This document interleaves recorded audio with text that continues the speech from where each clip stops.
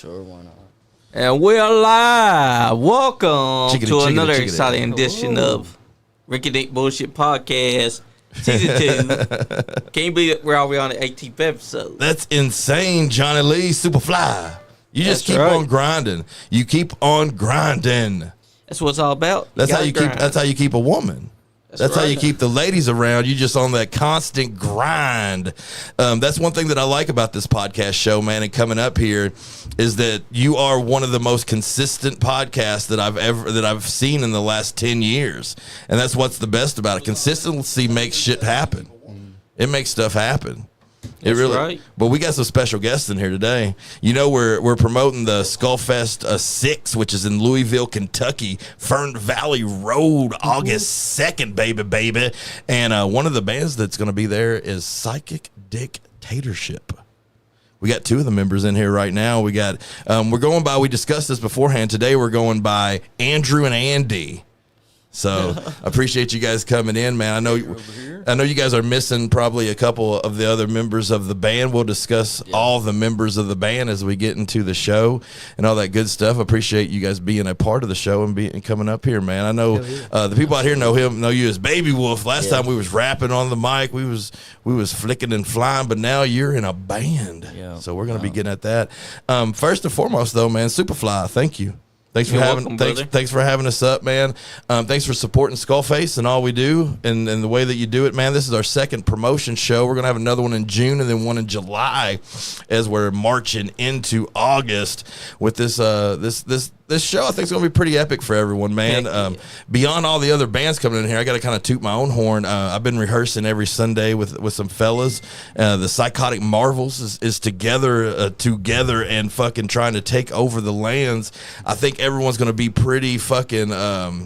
I think we're going to open some eyes when we hit the stage and you guys kind of see what we got going on. I know you guys remember when we had Hide the Riot rocking and rolling, man. Yep. This band reminds me a little of that, but kind of on steroids. Like a little bit meatier, a little bit more Dimebag Daryl, I suppose, than, you know what I'm saying? It's a very heavy band, but you know me, man, I like spitting a little bit of rap here and there, but I also like screaming. I like doing some pretty vocals and stuff, man. It's a very good mix, and I'm very proud of what we got going on. So shout out to Jason, Chad, and Doug, man, the Psychotic Marvels. I'll see you guys Sunday as we will be rehearsing in the shed. We do, man. We rock that bitch out, dude. We get in the zone, and we got 4 originals right now. We're doing one cover. We're doing a cover by a band called Down. Oh, hell yeah. Oh, yeah. It's a song called Bury Me in Smoke. That's a Philip H. Anselmo. Yeah, dude. Well, I'm a big Pantera fan. You know, huge Pantera fan. Huge. But I didn't go into Down that much. But my guitar player sure as fuck did, dude. He knows he likes, I think Down may be one of his favorite bands. And I didn't know they had an album that came out in 95. It's called NOLA. You know, L.A. I've heard of it. That's where they're down from. Yeah. New Orleans. Yep. And I looked that up, dude, and it's fucking, it's rough. It's badass, dude. If you like Pantera, definitely go check out NOLA by Down. But we cover Bury Me in Smoke, and the more I've heard it, the more I love it. You know what I'm saying? And now it's kind of a second nature. It's one of those songs that you sing, so now it's your baby. Yeah. You know, especially where I didn't know it that well before I started playing it. It seems like it's one of our songs to me, like at least in my head, you know? Yeah. But it just fits in, clips in with your style. So very much so, man. Very also, much so. Thank you to Ian Mosley. He sent 1,000 stars. Hey, appreciate it. Ding, ding, ding, ding, ding, ding, ding, ding, ding. That's awesome, dude. That's right. 1,000 stars, man, makes my balls jiggle, wiggle, baby. Give it 5,000 stars and see what happens in here. Yeah. Pants come off, and we start a fucking giggity-gigging with each other. Maybe not. But yeah, so we're going to talk a little bit about, with our guest up here, we got Psychic Dictatorship. So a year ago, we had this is the only one wasn't an official numbered Skullfest. It was Skullfest 420. Yeah. At Hair the Doghouse, which is gone now. Did you guys know it's being sold? Yeah. It's gonna be a new, I don't know what kind of, if they're gonna venue it out, you know, when they get back into it, but that's we need more venues down in Richmond. Yeah, it's a memory now. You hear that out there? Yeah, we need more venues everywhere. It's off motherfucking 75. Right there. Everybody's going north and south down that bitch. Very first exit, dude, when you're coming from the Lexington area, and then you just make a left and it's right there. It was so easy to get to. It was such a quaint place too. Yeah, I think the guy who owned it, he was in the Army or the military of some form, and he only had it for about 3 years. I might be wrong, a year long or a year short, but he didn't do it very long, and it seemed like he was a part of it for very long. But he started a band and everything while I was there. I remember the first time I had a show there with him, he was like, yeah, I play bass, and I've been trying to get a little band started and stuff. And I think the last show that was there, he was in the band that played the show, which is pretty cool, man. And we had some great shows, and it made you guys form a band. I guess at the show at 420, you guys met each other.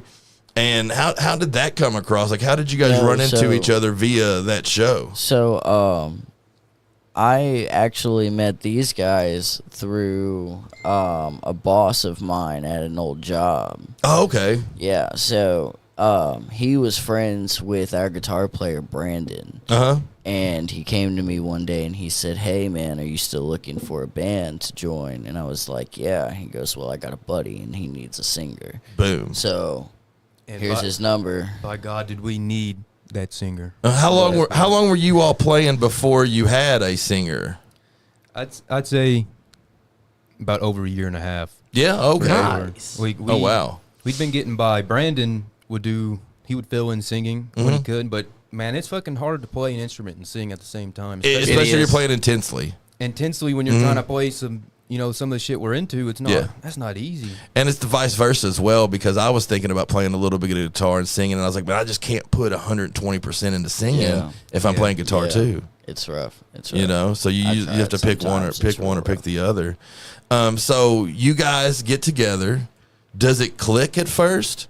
Or is there like a little bit of a pampering period that you kind of had to... So when I first got in there, I didn't quite have all the songs down, so what songs are you talking about? Songs that they already had done? Did they? Yeah, some covers we'd been doing. Okay, so you guys kind of discussed. You're like, hey, we're gonna play this song, and this song. Yeah, and it's ones we'd been jamming on for a long time, and we just kind of spitballed most of them out there, and some of them he picked up better than others. That's just how it is at first. Oh, for sure. But like a lot of them, he's made really into his own. We're always really impressed with his singing. It seems like from what I've seen live, every time's a little better. Yeah. You know? And that's how it is. It's a work in progress. It's all about kind of feeling it out and seeing what sounds best in your vocal range. And people don't get it, man. Like you'll be rehearsing in a spot and you'll get it set to where it sounds comfortable where you're rehearsing. Right. And then you're like, oh, here comes show day. And now you're put in a fucking place that you've never set up before. Yeah. You don't know how to, you don't know where the sound is, where you're going to do this and that. And it makes it difficult on people. Don't get how tough it is to hammer it out when you go into a venue, especially if you haven't played before and you're a new band. It could be, whole different drum set, especially for a drummer and the layout. Yeah. And for myself, I'm new to playing out. Yeah. And so each time it's been, I was in school band, fucking middle school and high school a little bit, playing in front of, crowds of people. But it's a little more different when you're in a rock and roll band and you're trying to, emulate these bands your heroes. you love. That's right. And bring the energy to people so they can enjoy themselves. And then you got to move all your equipment. It's its own drug, but it's hard work.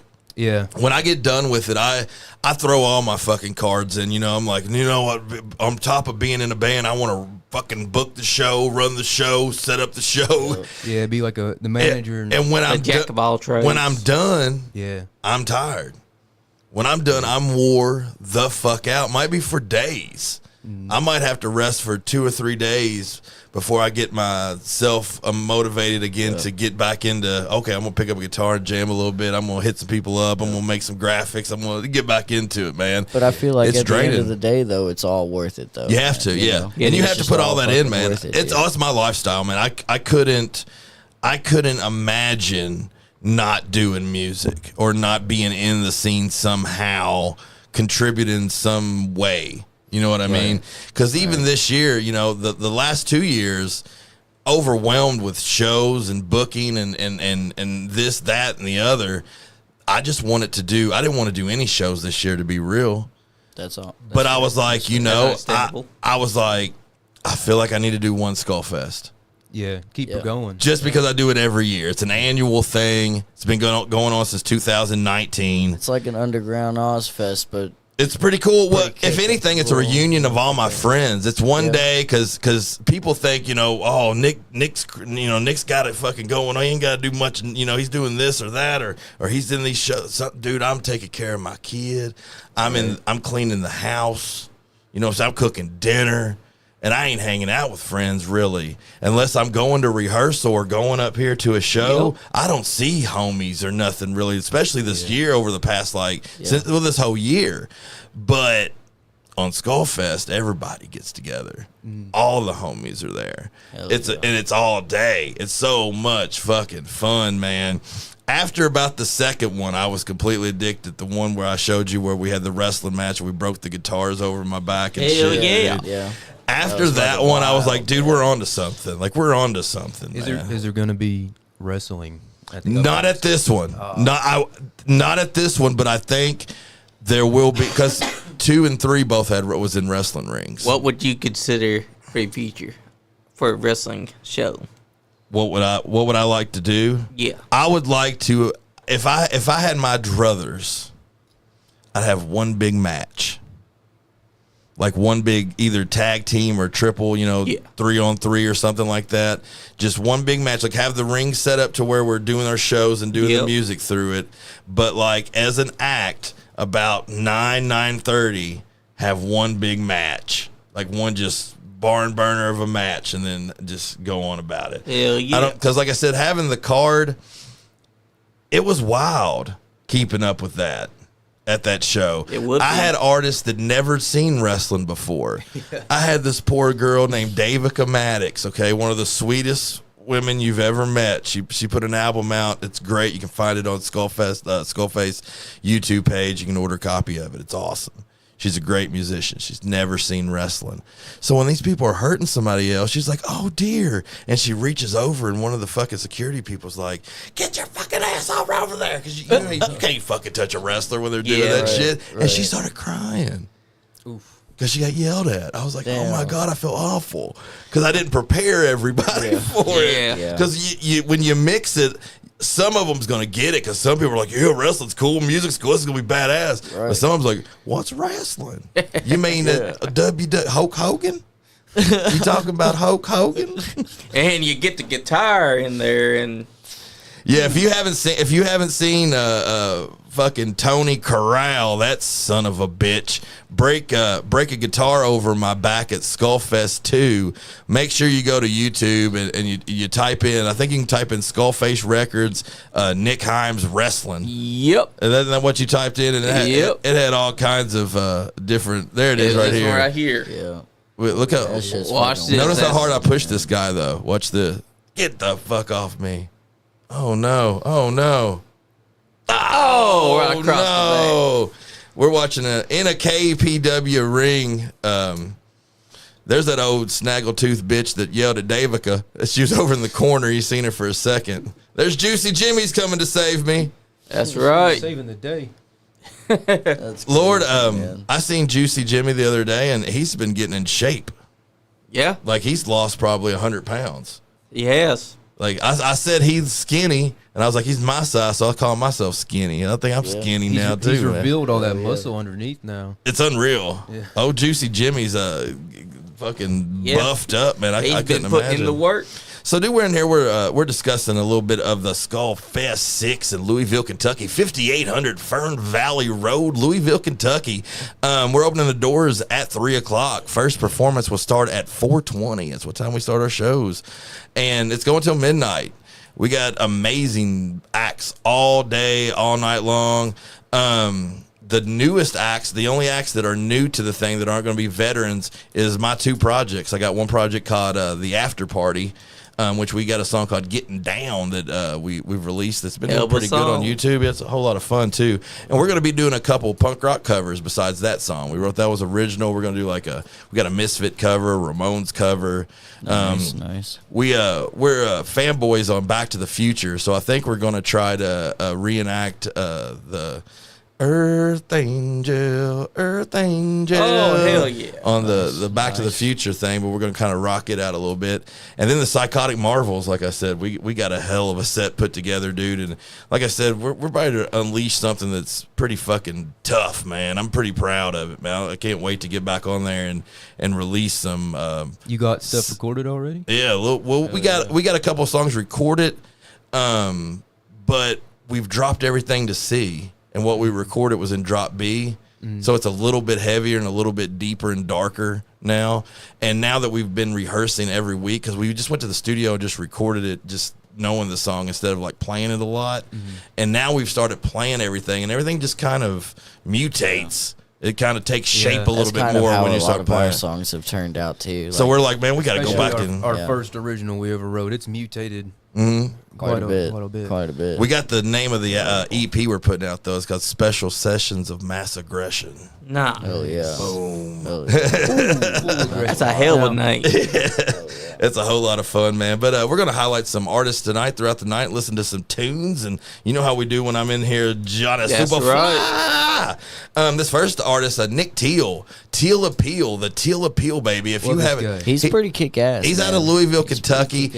He's one of the most unique artists that I have seen in the last couple years, man. Seeing him live is unbelievable. I seen him up there, and I was like, what is this? What is he doing? He's got a very unique energy to him. When he gets up there. Absolutely. It's like he transforms. It's an honest energy. It's almost like he takes the stage as a preacher. Yeah. And it's like you want to respect him. Right. Because he's such a nice, good, sincere person. When he's up there, it's like you just want to respect him doing his thing. Yeah. And he caught me out. He does this thing called the prayer. Yeah. And every time I've booked him since the first time I seen him, I started booking him. And every time I yell out, man, give me that prayer at the end of it. Yeah. And it's unbelievable, man. It's something that's deep, that's honest, that's sincere, that's when you break down, it's got tons of meaning into it. Yeah. It's positive, it's really good. It's a deep look into how he feels.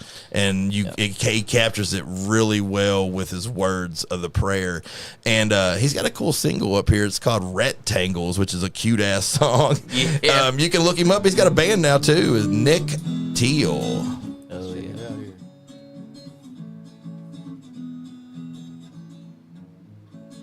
Well, a man drove up one day in a fancy car. It's got that Southerner sound to him. That's what he sounds like live too. Now did Nick do the art himself? Yeah, he did. He made the video and everything. Awesome. You can't beat making it yourself.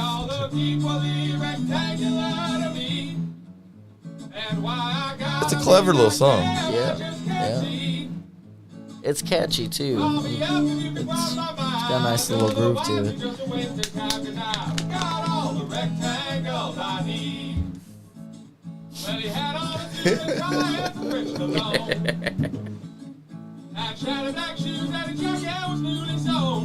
Reminds me of kind of like a Jim Croce type beat.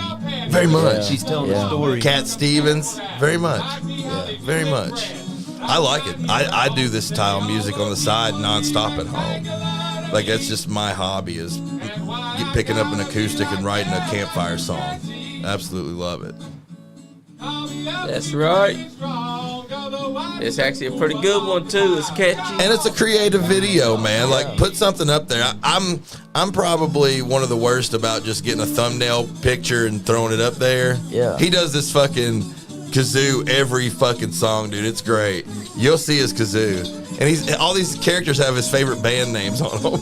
If you haven't noticed, he has Slow Kill and everything. Hell yeah. I prefer when they have their own art style that they're doing. Yeah. Because there's a lot of music videos that don't try and do their own thing. Yeah, he just beats himself, man. 100%. He's 6'4", too. He's a monster. Oh, Yeah. feller. He's a monster. I think you did see him. I got to meet him at the first Skullfest. That's right. He opened up. Skullfest 5. He opened up Skullfest 5. Yeah. I've got And, to oh, see man. his prayer Phil. once, but I'm hoping if he's at this next one, I'll get to catch him. I wish I could. I wish I wasn't hurt for that one, man. I was just going through the motions. Yeah. I was so You not know what, in it. though? I tried my hardest. For what it was, It was you pretty know, cool. I mean, it wasn't too bad. I was ready to go home the other night, dude. It was hot. It was a rough night, but it was fun and it was worth it. Is that a cutout poster of a TV that he was standing in? It was. That's awesome. How did he sneak SpongeBob in that? It's far enough along in the video, you two can pick up on it. That was Nick Teal, right. y'all. We're listening to Nick Teal. If you It's so guys, far inside the bill that Oh, yeah. they wouldn't even notice if us. you guys enjoy it, go just type in Nick Teal, Teal Appeal. That song was called Rectangles. Yes, and, right. Like and subscribe and share and all that good stuff, man. So you guys are together.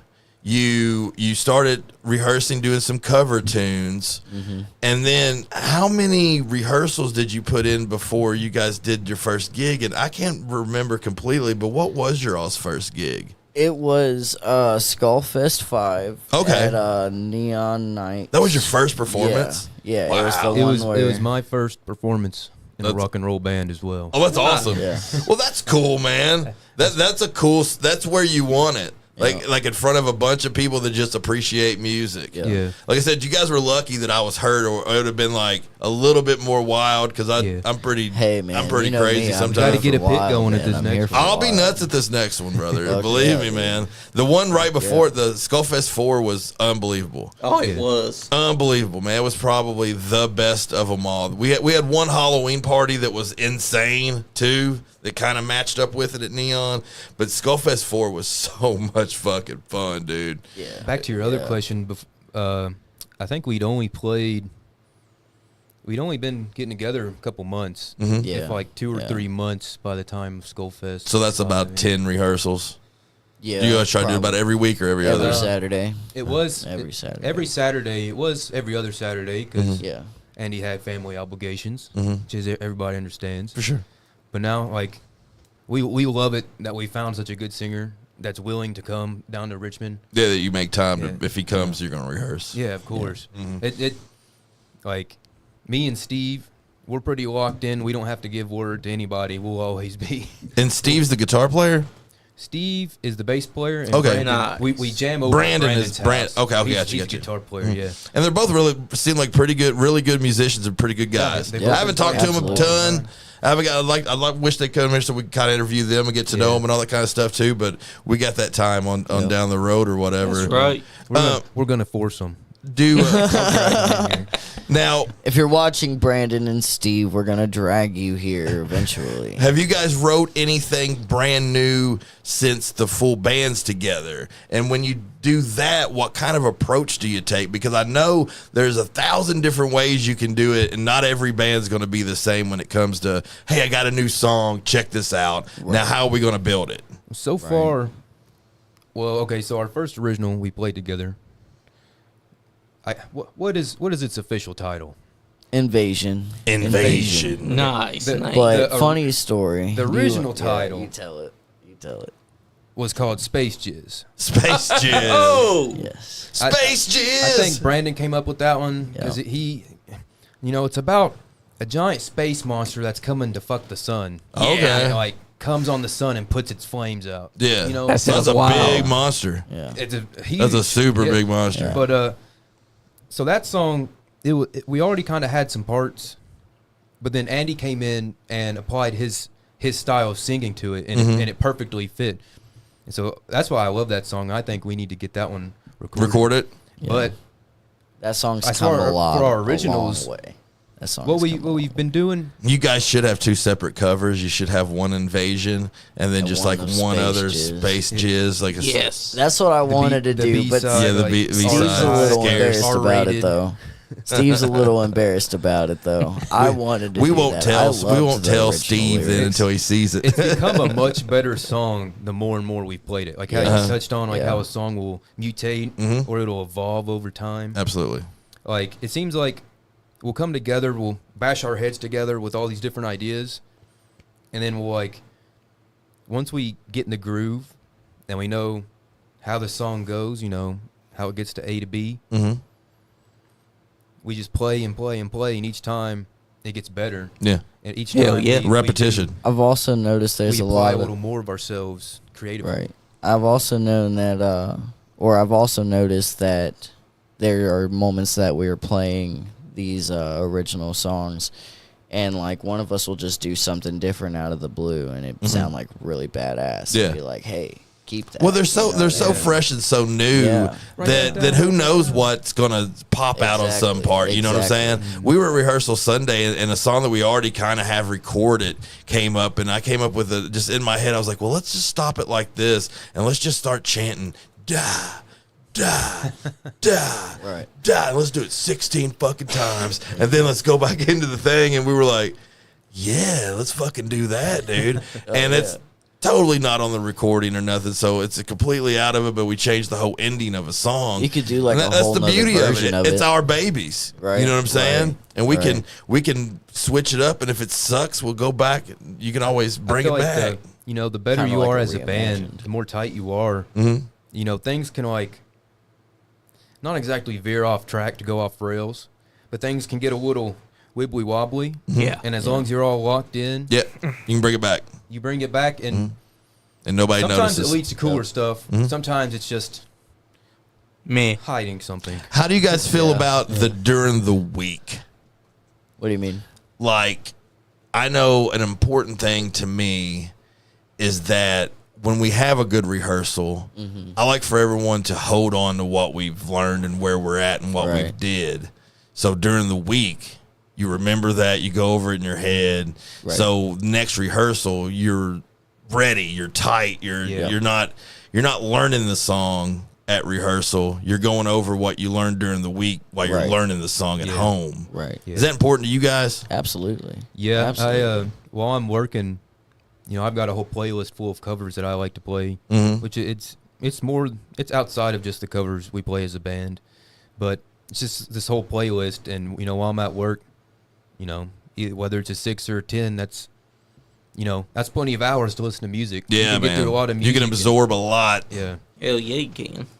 You can. or you can stick that bitch on repeat, and you mind control yourself. Yeah. Play it all over and over, man. I'd say maybe from like a vocalist perspective, I would definitely have to say like, you know, practicing throughout the week on what you did at practice Is important. It's very important as fuck. Exactly. Especially keeping up with like your vocal warm ups and work on tightening your techniques and stuff. Oh, I'd get frustrated, Because, man. like, I get if you stop doing it for so long, man, you kind of just lose it. yeah. And if you're doing something like a genre that we're in, you know, You got to be on top of your game. yeah, You gotta be 'cause ready. You can fuck High yourself intensity. up, man. Yeah, you got to be able to present Yeah. yourself then and be on it. Absolutely. You don't want to be missing the time or missing the count or missing Yeah. anything, you know. It's one thing I do when I'm playing, dude, in my head, I know when the bass is starting this, I know when this is going on. I want to know when everything's going on. That's right. Like I know- it's all in my head. Where's this is happening? Right. Where this is happening? Where I can say this? Where I have a piece here? You know, Right. I can go over and hit the cymbal with him here. Yeah. You know what I'm saying? Like I know I where- can do silly shit. I know there's a lot of like band members and stuff or a lot of bands that are like, okay, so bass player follows the drum and the guitar follows yada yada.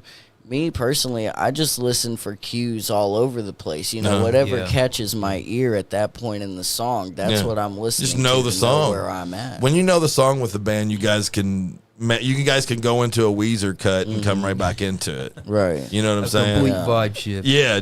just switch it back and come back. But speaking of vibe switch, this is a crazy vibe that a lot of people I think are starting to catch on to, man, and it's the vibe of Ryan the Lion. Ryan the He Lion. has been recording with our boy Dio up at Warped Hat Studios for the past about 6 months, and he's got a couple new singles. This one has gotten literally, I think, almost 15 to 1,300 views in the last 4 months. So people have been rocking it. It's amazing, dude. He puts together an old school vibe, like a gentleman, distinguished singer songwriter. punkish acoustic He does. It's storyteller. almost like if punk was back in the 1920s. Yeah, and if I you couldn't fucking plug love up, it. if you couldn't plug up. Yeah, but you wanted to be. This is our boy Ryan the Lion. This song's called "In the Pocket." This is Skullface Records Radio. Actually, this is the Rinky Dink Bullshit Podcast. That's right. I'm gonna have to tell him why it's called that here when we get back from this. That's The right. drum and percussion's made by the guy that be recording you guys at Warped That. My favorite song bomb though is still Freezer Space. There's just something Yeah, about it. it's great. It's the dark side of Ryan the Lion. That's right. Yeah. It sounds I think just I've like a heard him play mafioso this song. live, and it sounds really good. It's crazy, ain't it? Yeah. What I love about him is that Is the when artwork he done by pl- Nick Nasty? When he plays live, he sounds like he does in the recording, and that's like nowadays that's hard to find. It in is. a lot of artists. I like him because he's held on to his sound. When I met him in 2020, he had an idea, he had a vision, and he recorded his first album. He was produced by Austin Skeen, which I ain't scared to say it, man. He kind of sucked at the production, and it wasn't terrible, but it wasn't this. Right. Yeah. I told him he should redo all of his songs. Just not that the first album wasn't awesome. It was. Right. It just didn't get the respect that these songs are getting from Dio up there. Right. Dio puts his fucking time and effort into the It mix and sounds master, really dude. good. It's mixed and Yeah. mastered really Yeah, good. you It guys are gonna sounds- love working It with sounds him. like professional shit. For real. It's a chill studio too, man, and I like it because you can smoke in there. Like Hell his wife comes in there and he's like, "Was that dude with dreads in here? It smells like it." Yeah, he is. You smell it coming a mile away. Yeah, you sure can. Hopefully, Well, that's how you know if you it's got a the good day. stuff. If it's a good day. We're listening to Ryan the Lion. It's not got like a full like train beat going on, but it's kind of got that upbeat, shuffly, yeah. I think he did a great job at giving it what it needed. He didn't overdo anything. He stayed back and just filled it up for him. Yeah, I see a lot of drummers, or people that play drums online nowadays, and it seems like everything you see online of drummers playing, it's also flashy and show-offy. Mm-hmm. Is the music loud? Nah, I was letting y'all talk. Oh, okay. Sorry, we're covering up your song, Ryan. We're not covered. Ryan had put us in the fucking freezer.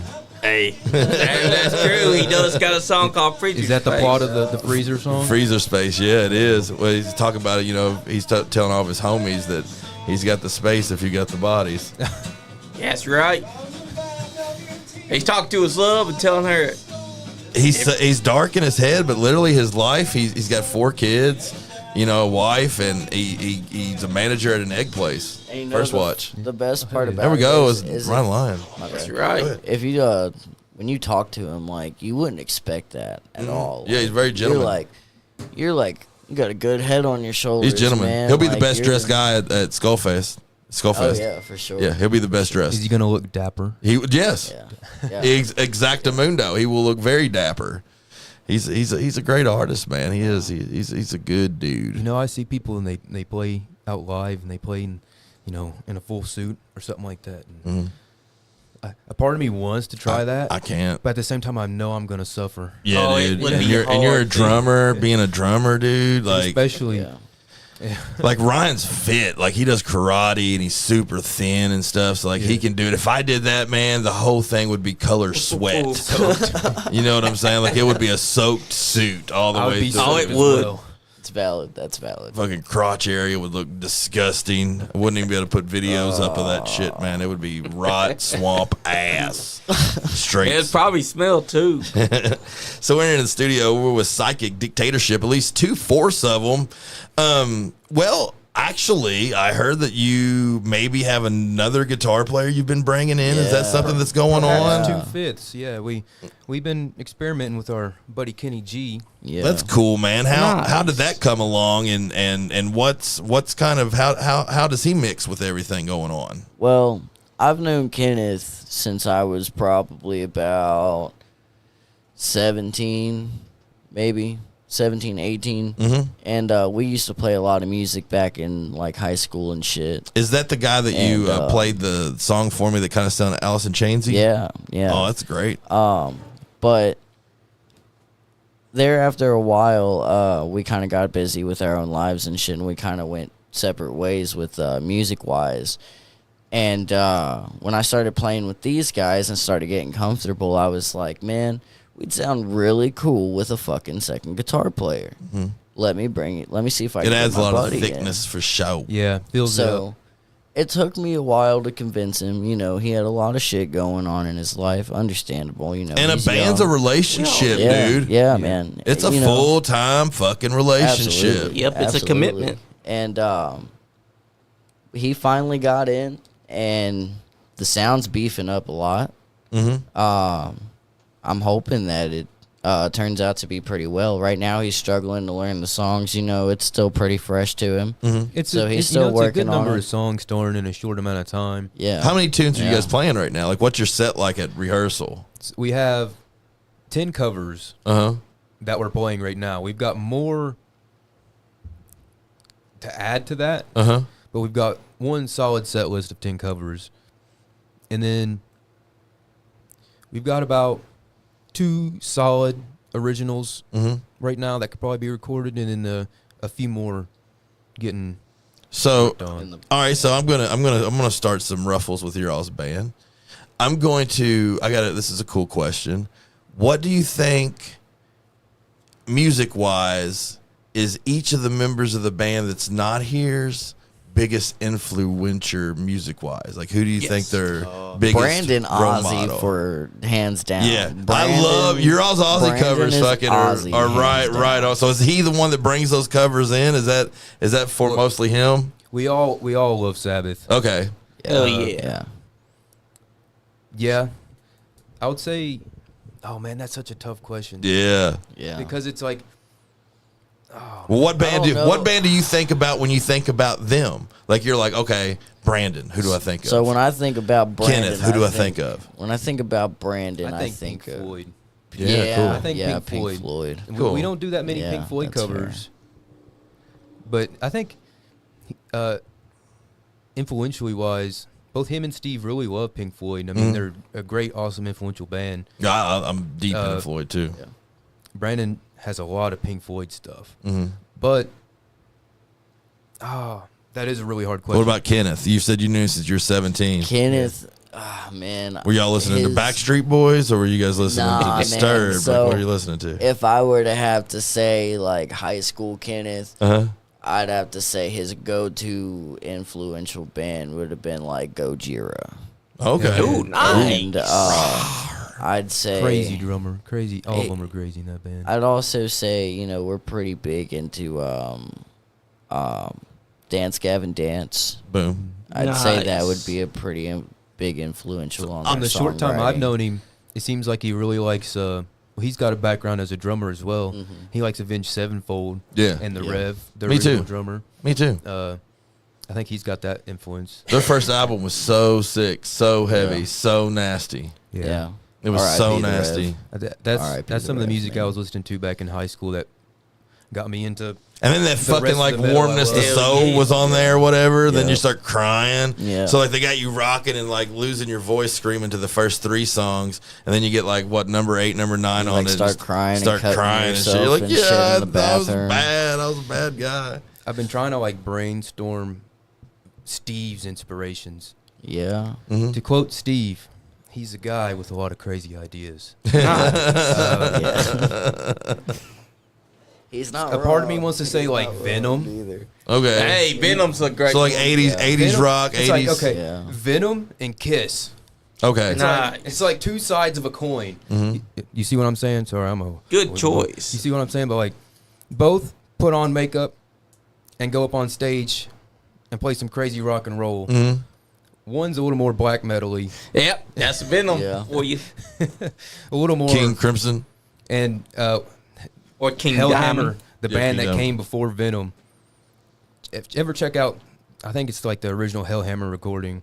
It sounds like Venom as well. It's just like this, like recorded in a room with like the shittiest equipment they could have got. But by God, they made that shit. By Satan, actually. Yeah, That's right. dude. Satan I helped them. recorded my first album with this really cool dude that I completely recorded myself. It's called Negative 77. I wrote a bunch of these like punk rock style things. I was very heavy into sloppy, nasty, grungy punk. And I wanted to have that album under my belt, just something that I wanted to do for myself. Mm-hmm. And we took a couple shitty mics up in this old building downtown Cynthiana, and there was asbestos everywhere, walls broke down, and we just literally mic'd the area. Mm-hmm. And we had a drum set and me, and I played guitar. We did one recording. I came back, did one vocal track over it, did the bass over it, made 2 albums. In the shittiest of areas. Now that's punk rock. And I absolutely love it. I get it a lot. I get it when I play it for people. Oh man, that recording's kind of rough. I was like, man, have you listened to, I don't know, man, like old Misfits or anything like that? I was like, some of their stuff is not sounding the greatest either, but it's like it's got a lot of fucking heart and soul and feeling to it. That's what I was going for. I was going for the intensity and the sweat and the rawness of it all. Because me and this guy didn't know these songs very well. I told him the tempo. I showed him the riff 1 or 2 times, and we did it. We recorded like 17 songs. Mm-hmm. Boom, boom, boom, boom, boom, boom, boom, and you boom, probably boom. Hell yeah. We're going to go back to that thing about music evolving. But, like, that moment that you all captured, the way you played those songs. Never again.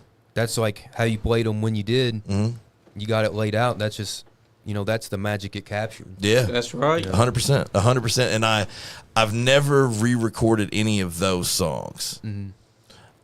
I do regret sometimes not having to be able to use some of the lyrics that I used on some of those songs, on songs that I do live, because the lyrics were so cool and so deep to me that I'd like to perform them. Yeah. So I struggle with that sometimes, trying to maybe rewrite some of my lyrics to kind of not completely, mimic what I did there, but kind of express the same. Right. So I think you could. I think you can call that back up. I mean, when you're just letting your creative self flow and just do what you feel is natural and what you want to do. Like when you're writing and you hear it, if you hear it and you say, "Oh, that line for what I'm hearing right now, gotta go there." That's right. Like when you feel it, that's just how it's gonna be. Well, the way I see it sometimes it turns into an album cover or an album. Title for an album or title for a song and stuff like that on down the line. But doing raw stuff like that, I've been in some bands where they wouldn't even fathom recording anything that they're going to put out to the public like that. Right. Like you're out of your fucking mind. Right. I want things fucking produced. I want this fucking this, and this, and I want it to sound like this, or I don't give a fuck. I don't think that's music or being a musician though. Like just having this crisp, perfect sound all the time. The realness in being a musician is having it be your creative outlet. That's right. It's that time. Yeah, that's what I try to capture as an artist, and I work with so many artists that I don't push that idea on anyone. But if I'm with someone, you've seen me get down in the studio. Yeah, I'm just kind of like, well, let's get it. Like, let's just make it happen. Let's not overthink it. Let's not do nothing. Let's see if it fits. If we have all of our parts, then let's just fucking get it. Overthinking it sometimes you don't get it. Like you lose the whole fucking song. You lose everything. That's right. I think the best performances we played as a band is usually when we're just comfortable, relaxed. We're not anxious or anything. We're just ready to play, and we all got that energy. Yeah, ready to be put forth. It's special. It's its own drug. It's its own drug. Absolutely. Speaking of my new band, I'm like fucking tooting my own horn. Who do I sound like? We better not say he's gonna be in here June 2nd. We better not say Johnny Lee. That's right. We better not say gonna get my ass kicked. Gonna get the fucking who was it? The FBI is gonna come up in here, man. Or Secret Service. The Secret Service is gonna come right up in here. So my new band, the Psychotic Marvels, like I said, we haven't really unveiled everything yet, and this is about the second time I've really talked about it. I've talked about a lot more this show than I have, period.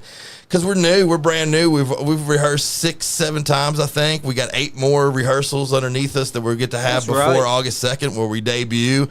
But dude, everything seems to be lining up. I did not think that we would have all 4 songs done when we did, and when we finished that rehearsal, where I was like, oh fuck, we have these songs down. I was like, wow, it made me feel so good, and it really motivated me in the band. Because I can't lie, I've been sketchy, man. Since the last band I had broke up, I put so much into it that, like, it affects my whole life. It affects my wife. It affects my children. It affects what I do. It affects how I book things. I put everything into the band when it's when I feel like I'm getting it back from everyone else in the band. And I got his last album before it broke up. And it was awesome. It was. Like, in our shows was awesome. If you see anybody that's seen us play live, they will not say anything besides, dude, they was fucking crazy fucking live, dude. But I'm starting to feel that way about these guys, dude. And this is one single that you guys can find. We've dropped this down. I think we play this in a B on here. We're doing a drop C. My guitar player does all that. Psychotic Marvel. It's called He's Got a Gun. I think I remember you sending this song to me when you. It was the demo. When you guys first recorded the demo and shit. Yeah. So how many people were in your band here? It's a 3-piece and me singing.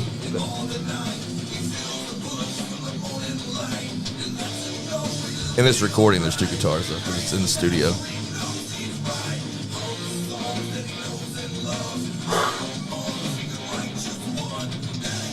You all recorded live? Did the guitar first to a click, then did the drums to that, then did the bass to that, then I did the vocals.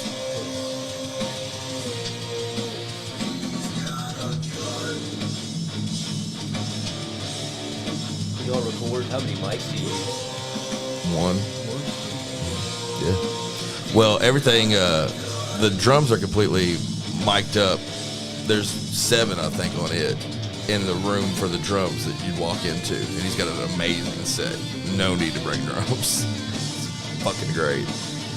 The guitar be plugged into a big analog machine that goes directly into the board, and then you set your sound. You don't need to mic your amp or nothing. He's got every amp you've ever heard of. Just put it on, do the sound, same with the bass. Then there's a vocal booth room. You can go in the vocal booth room and do your vocals in there. It's set up real good. It's like 3 different rooms with a hallway on the side.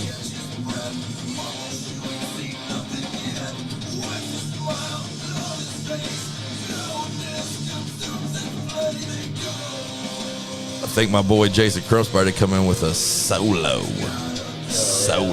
He's nasty, dude. Can't go wrong with a good solo. Yeah, dude, he's nasty.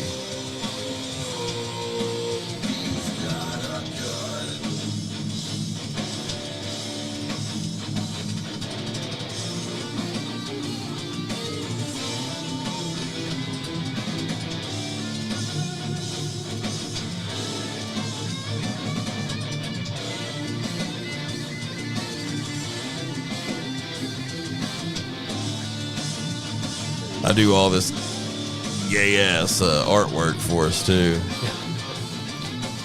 That album cover kind of gives me kind of gives off a like Mudvayne kind of vibe. Yeah. Thank you. You see that character up in the top left behind the tree? Oh Yeah. He's secretly in every image I do for the Psychotic Marvels. Yeah. Like that, just kind of hidden. Kind of like a little band Easter egg kind of shit. Yeah. Because I've had this project for 15 years. Anytime I'd have a bunch of random friends come over, I'd call us the Psychotic Marvels, and we'd put out a single of random stuff, just recording what we come up with that night. Yeah. And now we finally put it into a band. Just kind of cool. That's dope. Well, this is awesome. Well, Johnny Lee, it's that time of the show that when Nick Nasty's in here, I got to go when it's 4:20, 9 o'clock, 4:20 time.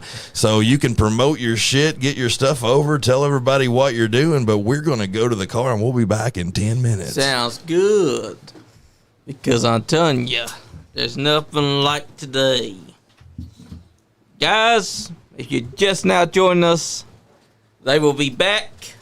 But this is Superfly John Lee of the podcast. Nice Game Podcast. Yeah, you can share. I'll unlock it for y'all. But, guys, this is the podcast god, Superfly John Lee, and I'm here to tell you right now, you guys should be tuning in tonight because we're promoting Skullfest 6, which is coming August 2nd of this year, 2025. And we got a show tomorrow. The show is in Danville, Kentucky. No, it's in Nicholasville, Kentucky. And it is Elite Wrestling Alliance. You don't want to miss it. It's at the Coolidge Building. Go check it out. Guys, I want to shout out to Sean Johns. His daughter graduated tonight. That's a big feat for someone like him because, man, I tell you what, it only comes once in a lifetime. So you got to take life by the balls and you got to enjoy it every time. Guys, I want to say a shout out to nice guy Andy himself. I know he couldn't be here tonight. He's working. He's doing his thing. You're doing awesome, boss. I also want to shout out to Mayhem Media. They're doing their thing over where they're at. Guys, go check them out. Mayhem Media. MAYHEMMEDIA. You can check them out on Facebook or you can check them out on YouTube. Go check them out right now. They got some plenty good shows and they got more shows coming up. I want to also shout out to Leon Lexington. We still got Supernatural going on. We got the Supernatural episode 4 in the works. So be ready to watch this when we do that. Because I'm telling you right now, the podcast god is a busy man this year. I've been doing things that you wouldn't even think about. I've been grinding. I've been thinking. I've been doing. I just want to say also, I want to take this time to say, fuck Bandito, because I'm tired of him running his mouth. Every time I look around, this man with a mask, he runs his mouth bigger than anyone else I've ever seen, ever met. I'm telling you, this guy runs his mouth so bad that at this point, I'm like, fuck that guy, because Bandito, you are a fucking idiot. Now, I want to take this moment to shout out our guys from EWA. I want to shout out UCW, Ultimate Championship Wrestling. I want to shout out Triple Crown Wrestling. I want to shout out USWF because they are right now having their tours, and you guys should be going out there and checking them out because I'm telling you, the fair tours are one of the best things about Kentucky wrestling right now. UCW, USWF, Triple Crown Wrestling, damn, and even EWA. Also, this fall, be on the lookout for one of the best fucking places ever, Kentucky Wrestling Federation here in Frankfort, Kentucky, because I'm telling you guys, you don't want to miss it. And on June 15th, we got Appalachian Mountain Wrestling here in Lexington, Kentucky at the Ice Center. I'm telling you right now, I'm on fire for that one. That one's got me wanting to see it because I'm excited to see what's going to happen because guys, I can't express enough just how badass Kentucky wrestling is right now. You guys want to talk about professional wrestling? Kentucky wrestling has been tearing it up. I know that there's a lot of people that still think about the old wrestling promotions. But well, let me tell you something, brother. Because Mountain Wrestling Association was awesome. And I'm telling you right now, we got other awesome promotions as well. Because Ultimate Championship Wrestling, United States Wrestling Federation, Triple Crown Wrestling, Appalachian Mountain Wrestling, Elite Wrestling Alliance, Kentucky Wrestling Federation, Allied Pro Wrestling. I am telling you guys, you do not want to miss the greatest action that you're going to see. Now, I'm going to reiterate, because you want to see June 15th, Lexington Ice Center, Appalachian Mountain Wrestling for the Summer Bash. You're going to see our champion, Marty Clay, defending his title. You're going to be seeing all kinds of action. Guys, I can't express enough how excited I am about professional wrestling right now in Kentucky because I'm telling you right now, you don't want to miss what's coming. Because the podcast God can promise you this. All of the best wrestling is right here in Kentucky. And I'll go as far as to also say Indiana because I've been to some of those shows. Grindhouse Pro Wrestling is another place to check out. I also go another head. I'll also go for Ohio because we got Sin Pro Wrestling going on. Guys, man, I am telling you right now, you do not want to miss out on all the best action because I'm telling you right now, the Nice Game Podcast wouldn't be anywhere but at these places. Because these places are legit. These places care. These places have great wrestling talent that actually understand. And I'm telling you right now, you don't want to miss it. Because I'm telling you, that's what it's all about. When you got great wrestling like Elite Wrestling Alliance, UCW Ultimate Championship Wrestling here in Kentucky, Triple Crown Wrestling, USWF, APW, AMW, you got great shows. So I'm telling you right now, guys, if you do yourself a favor, go on Facebook right now. Go on YouTube right now. Check out Appalachian Mountain Wrestling. Check out Elite Wrestling Alliance in Kentucky. Check out UCW, Triple Crown Wrestling, AMW. Go to KWF, Kentucky Wrestling Federation. Go type that in. I'm telling you right now, when they start uploading wrestling, you're going to be saying, my mind is blown. Because I'm telling you right now, the podcast God wouldn't be anywhere else but there. Because I'm telling you guys, tonight, this is what it's all about. Tonight is about promoting Skullfest 6. But I'm not just about promoting Skullfest 6. I'm also promoting professional wrestling. Because that is what we are. Here at the Nice Game Podcast, we love professional wrestling. The Rinky Dink Bullshit Podcast is right now on its 18th episode of Season 2. And I'm telling you right now, while they're all down there doing some 420, I'm up here getting personal. Because I'm telling you, shout out to Sean Johns. He got to watch his daughter graduate. Shout out to Jane, Calamity Jane. Some of y'all have seen her on the podcast many times for our watch parties and more. She's been doing her thing. Shout out to Marty Clay, our champion right now. The man is on fire. You're going to want to go check him out. Because Marty Clay is the man. He is Marty Clay 3 belts right now. Also go check out our former first champion, Zodiac, as you can see behind me. That man is right now unmasked. When he was wearing the mask is when he held our title. But now he is called the Mad Taylor, Michael Zodiac. Go check him out. Chris Crow, go check him out. I'm telling you right now, Chris Crow's the man to be watching out for because he is one of the badasses. He's got a hell of a spear, and you don't want to miss it. Now, before I forget, let's also get a little bit personal here. Because my name is Superfly John Lee of Nice Game Podcast. We dealt with some technical difficulties for a couple months, you might say. A couple weeks. But now, everything is sounding like it's back to normal. And I just want to say thank you to all those that gave us the time of day. Who understood and realized that sometimes these things happen. I'm telling you. You don't count on the technical difficulties. But here's the thing too, guys. Here at the podcast, we understand a little thing called mental illness as well and mental health. That's very important. Nice guy, he's taking some time to do his mental health, and he's working. Sean Johnson dealt with it. I've dealt with it. You've dealt with it.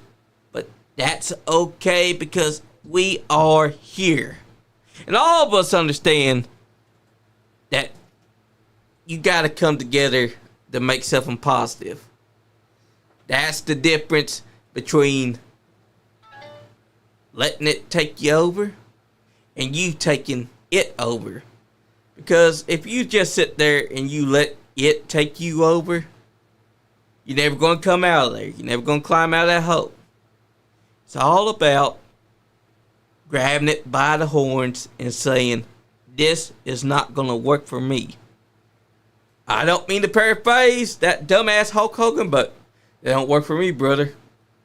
I know because I have spent many times where I have sat inside my head And I did nothing but let my health take over. I let nothing but depression hit me until one day I decided that don't work for me. I got up. I saw this podcast. Nice guy Andy. I came here after being invited to be on. I started out as Superfan. Well, Superfan don't work for me, brother, because now I've evolved. I've become the podcast god, Superfly John Lee. And the reason why is because I grabbed life by the horns. I said, I'm not going to let that take over me. Guys, that's what it's all about. And we're being joined again with baby, yeah. Well, tonight he's Andy. But he would be the third Andy that we know. Baby Wolf will never die, though. Is Andy That's the most right. popular name in this studio? Sounds like it because we've had tons of Andys. I'm not the original Andy, though, I will say. Yeah. His That's beautiful- right. his be- his beautiful face. He does. His very beautiful face. So, you may be like, yo, first time someone's in here and you introduce your show title. Yeah. They always wonder why. Yeah. So this is why it's called what it's called. Because of this dumbass. Anyways, you guys go on your little rinky-dink bullshit podcast. So I said, we're going to take that and we're going to turn it around on him. He was trying to clown us. He was this guy who did a similar show to Yeah. here. He would talk wrestling and try to get interviews, which I never seen him get many interviews. Yeah. But he did talk a lot of shit. Yeah, he did. And also, And he gave the title to this. To how many episodes are you at now? I'm now at Season two. If I was to put them all together, I might be at close to 100. Jesus. You need to celebrate that because when you hit 100, we got to have a party. Yeah. And then Nice Game Podcast itself, it's now on season 5. Because That's amazing. It's been around since 2020, so that'd probably be around to 300 episodes. Man, 300's a big number. 10 years is a big number. 1,000's a big number. It is. You know, I was talking about logistics earlier. I've been doing the YouTube page, Skullface Records /YouTube. Everybody can check it out and see all the cool stuff we do. We got commercials. We were watching wrestling matches and wrestling shorts on there earlier. It was some crazy shit that we do. Yeah. We got videos, shorts, comedy stuff. One thing about it, if you stay with it, the consistency, it starts paying off sometimes. It does. To put that into perspective for what I'm trying to say is I've got 450,000 views on the YouTube page. I started it 15 years ago. Nice. Last year, I got 100,000 of those views. So when you split that up, you see how much it skyrocketed up. And like we were talking, I want it to be authentic. You know, I see some of these people that have these podcasts and they have 27,000 subscribers. Yep. Yeah. But nobody's buying their stuff. Nobody's looking at their stuff because they're buying those views. Those Exactly. views, Right. they put $25 a week on their YouTube, and YouTube has people that works for YouTube that goes there and checks the like for them. Facts. But it's not authentic, man. Yeah. My 450,000 fucking views are authentic. And if that, you know, if it never goes nowhere, I can fucking. And you want to know a cool stat? I recently started releasing music on a platform called Ditto. Ditto. Not heard of that yet. What was it? The Distro Kid. I've It's heard probably of the one that you're all one. familiar with. Yeah. There's an alternative called Ditto. Okay. And that's what I use. And I've released Anonymous and my music under Nick.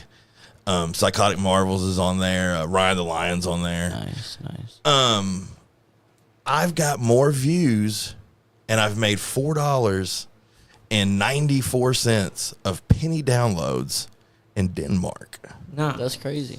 So if this trend goes on, boys, we're moving to Denmark, and we're gonna play shows and open up a Where's kitchen the or Danish homies at? yeah, right. Danish homies out there? I Hey, I love love Danish Danishes too. homies. I love Danishes. I also love the Danish women. Oh man, I could stick my in a Danish or two probably. That's Giggity. So I'm sitting here with Psychic Dictatorship. I would like. There's one thing I want to ask. Uh-oh. How did y'all come up with the name? That was the next question, Johnny. Wow. Man. Telepathy. Steve has a song called Psychic Dictatorship. Okay. Nice. And we've not done much with that yet. Mm-hmm. Yet. It's still But, bare. We were just brainstorming band names one day, and none of us would decide on something. Yeah. And I was like, that one came to my mind, and I was like, that sounds cool to me, Psychic Dictatorship. So I was probably like, hey, Andy, dude, like, what's your band's name? I got to put you on a fucking flyer real quick. And you're like, brother, what's our band's name going to be? So then you guys have to be like, we got to fucking come up with something. Is that what happened? You are actually right. Is that- Yeah, that's pretty much how it just started. Because I think I remember you, and you were like, hang on a second. Let me get back to you in a minute. Yeah. I think what had happened was, well, even pre-Andy days, when it was just the three of me, Brandon, and Steve jamming together, I feel like every time we'd come in, every Saturday, we would be like, so what's the band's name this week? Each week we would have something fucking different, you know. One week it's Barney's, Purple Ball Hairs. The next one is Severus Blacksby. I think that one got... That's a cool name. That's different. Yeah. That could always come back. But, yeah, pretty much just Steve's song called that. I had other ideas myself, but it's like, you know, we're all just trying to decide on something. We just need to, like... It's a That's pretty what it's gonna tough be. sound. It's a pretty tough sound. I've made a couple graphics. I don't know if he sent them to you or not, but I made a couple graphics with it written out, and that's when you kind of can see if a band name's going to stick or not. Yeah. With what does it look like? Like, what's it look like when it's on paper? Does it Right. does it look tough? Does it look like what you want it to look Does like? it look good to you? Yeah, and it seemed like this seems legit. Like I'm gonna make fun of Dictator every time that I write that out. You know what I'm saying? Because every time I write out your name, I got to write Dictator at some point. That's right. Emphasis on dick. But Maybe I'm thinking about the taters. giggity. So maybe I'm hungry. Right. So speaking of crazy names, I did this comp series called The Kentucky's Underground, and it's been going on since like 2020, and I just highlight different bands, different artists from all over, different genres, and I put them on old school comp CDs. I make CDs, and I put them out and give them away really at shows and stuff like that. We've had a big series of them. This band that we're getting ready to listen to next, when I first introduced them, they didn't have a name for their band. They just had a song name, and it was called Worthless. Yeah. And if you guys ever get a chance to check that out, man, I'll have to put that out and let you guys hear this song that's just got a title only, no band name, just title. And I literally put it on one of the comps, and it is a great song.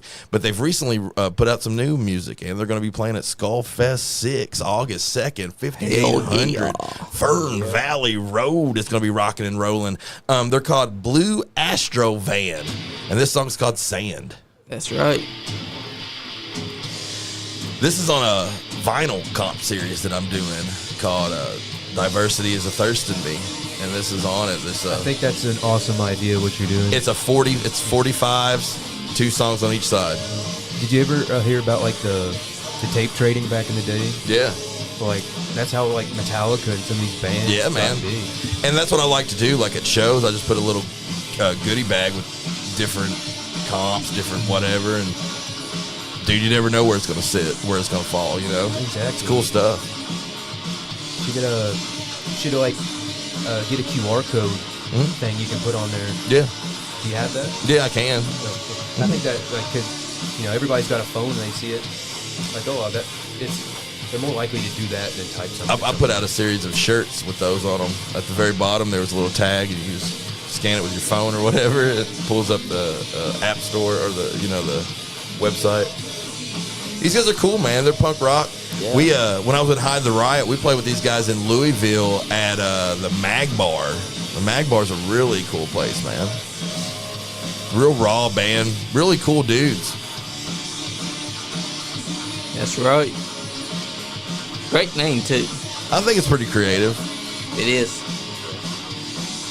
Man, I'd like an Astro van. Me too. Have a drum set I could like pop out the back of it. I had a lyric in one early rap song that I wrote, and it said "funky monkey fucking in an Astro van." That was like one of the lines. That's awesome. That's fucking awesome.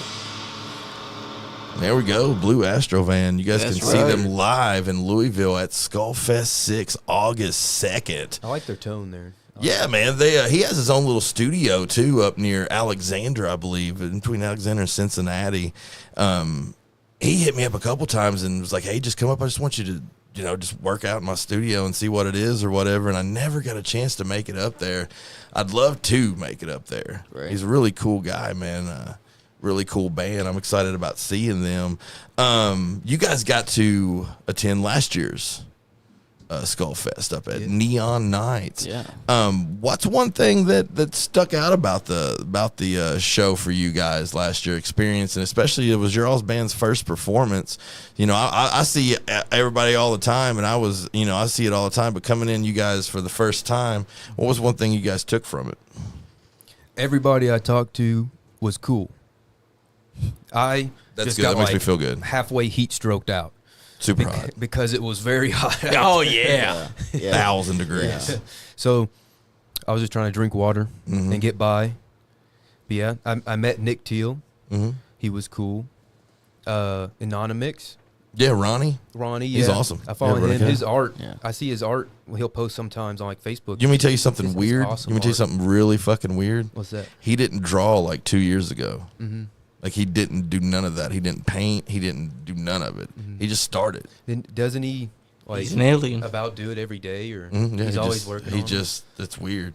He's an alien. I think he's like like I was saying with music earlier. He's just expressing himself creatively through that avenue. Yeah. And he just needs that. I think everybody needs some sort of avenue like that. Absolutely. If you haven't dug into his music, it goes deep. I've got all It his does. CDs. I need to delve deeper. I think I've only popped one or two of them in my car. I will say I'm guilty of He's that. got a heavier band too that he was in that we have a couple CDs of called Valenian. Yeah. It's I've heard really, that. really interesting. And then he's got another side project that he did with this other guy called Alumni Squid. Alumni Squid. And it's awesome. It's exceptional alternative rock. Like it's like takes you back to 1996, like you got some kind of comp from Columbia House by mistake or some weird stuff, man. And it's such a good. All of his music's real tasteful. Like with what he does, he's getting more abstract. I've noticed since he started painting more, his music has been reflective, where his music's a lot more just soundtrack type music type deal. You know what I mean? Sort of. I like listening to music like that sometimes. More ambient. Yeah, sometimes. absolutely. Yeah, Uh, absolutely. Especially you're cleaning the fucking house or taking a long drive or something Yeah. like that. You know what I'm saying? Working long hours. Yeah, just throwing in, just have some melody going on. Yeah. Thank God for jobs where you can fucking listen to music while you work. Yeah. Facts. I couldn't be doing some mindless task and have some fucking higher up douchebag be like, you can't listen to music. Yeah. Be like, fuck you, brother. Yeah, fuck that guy. Let's listen to some more tunes, man. This next band's also, this is kind of the punk rock section Yep. of the Skullfest 6. This band's awesome. They're called Variations of May. The lead singer, Kevin Benzie, good friend of mine. I've known him since I literally remember I was probably 14. He was like 12. And we went to the movies or something. His mom drove us, and he bought a Nirvana Incesticide album. And his mom threw a fit because it said Incesticide. Like she was just like, "What? That can't be right." You know what I'm saying? But I feel like I influenced that. You know what I'm saying? These guys, they reached out probably 1.5 years, 2 years ago. hey Nick, any place play some shows. We got a band together now. We finally got everything going where we're ready to play some shows, and I booked them 3 or 4 different places, man, and then they just kind of took it over. And I think they're on a little mini tour right now where they're playing like 10 to 12 different spots just around Kentucky and Ohio and Indiana, man. Yeah. Dude, that's love. Yeah, they're kicking ass. Love. And they're going to be playing at Skullfest 6 in Louisville, Kentucky there. Variations of May.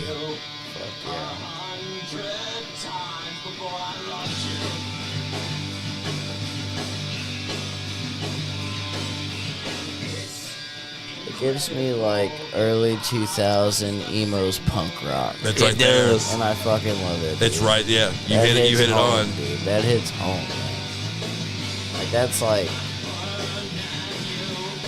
12, 13-year-old me listening to. Sum 41, Blink 182. Yeah. Right there, yeah. Yeah. Black Flag.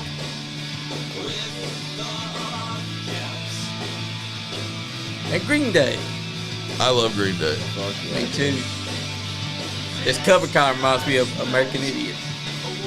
But very much so. It looks like a heart and everything. Yeah, very much so. What is that thing anyway? I think it's a nautilus. Yeah. I think that's what it's called. That's crazy. It's like a mollusk. I think. True shit. My favorite one on here is The Great Peter Pan is Dead. I remember playing a lot of these songs I had a house in Frankfurt back in 2015 before they went and recorded this they recorded at a studio around Berkeley, California. He went to Berkeley up there, did a bunch of music up there, and then went up there and recorded this album. It was recorded by Robbins, man, and it's unbelievable. The production on this album is top notch, man. It's top notch. And Kevin's a great songwriter. I think it's a lot about broken heart and crushed dreams. Yeah.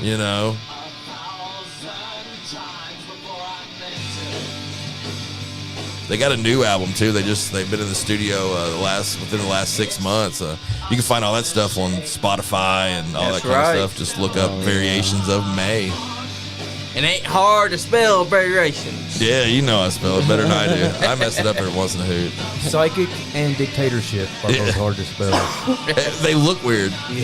See, They look man, weird. That's why I was thinking do like a PDS thing, keep the name Psychic Dictatorship, But initial it out. But I remember you on, saying that. banners or something, or I would make it flyers or easier for something. spelling out for I sure. don't know. It was just a thought. I don't really care either way.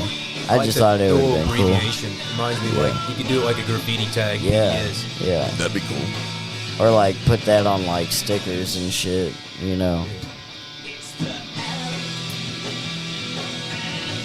I dig it.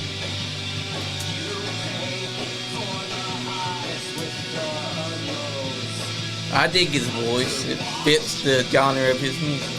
It's natural to him too. It's his natural voice. Yep. And it gets better. And when you hear them live, dude, they sound just like it, dude. They got top-notch equipment.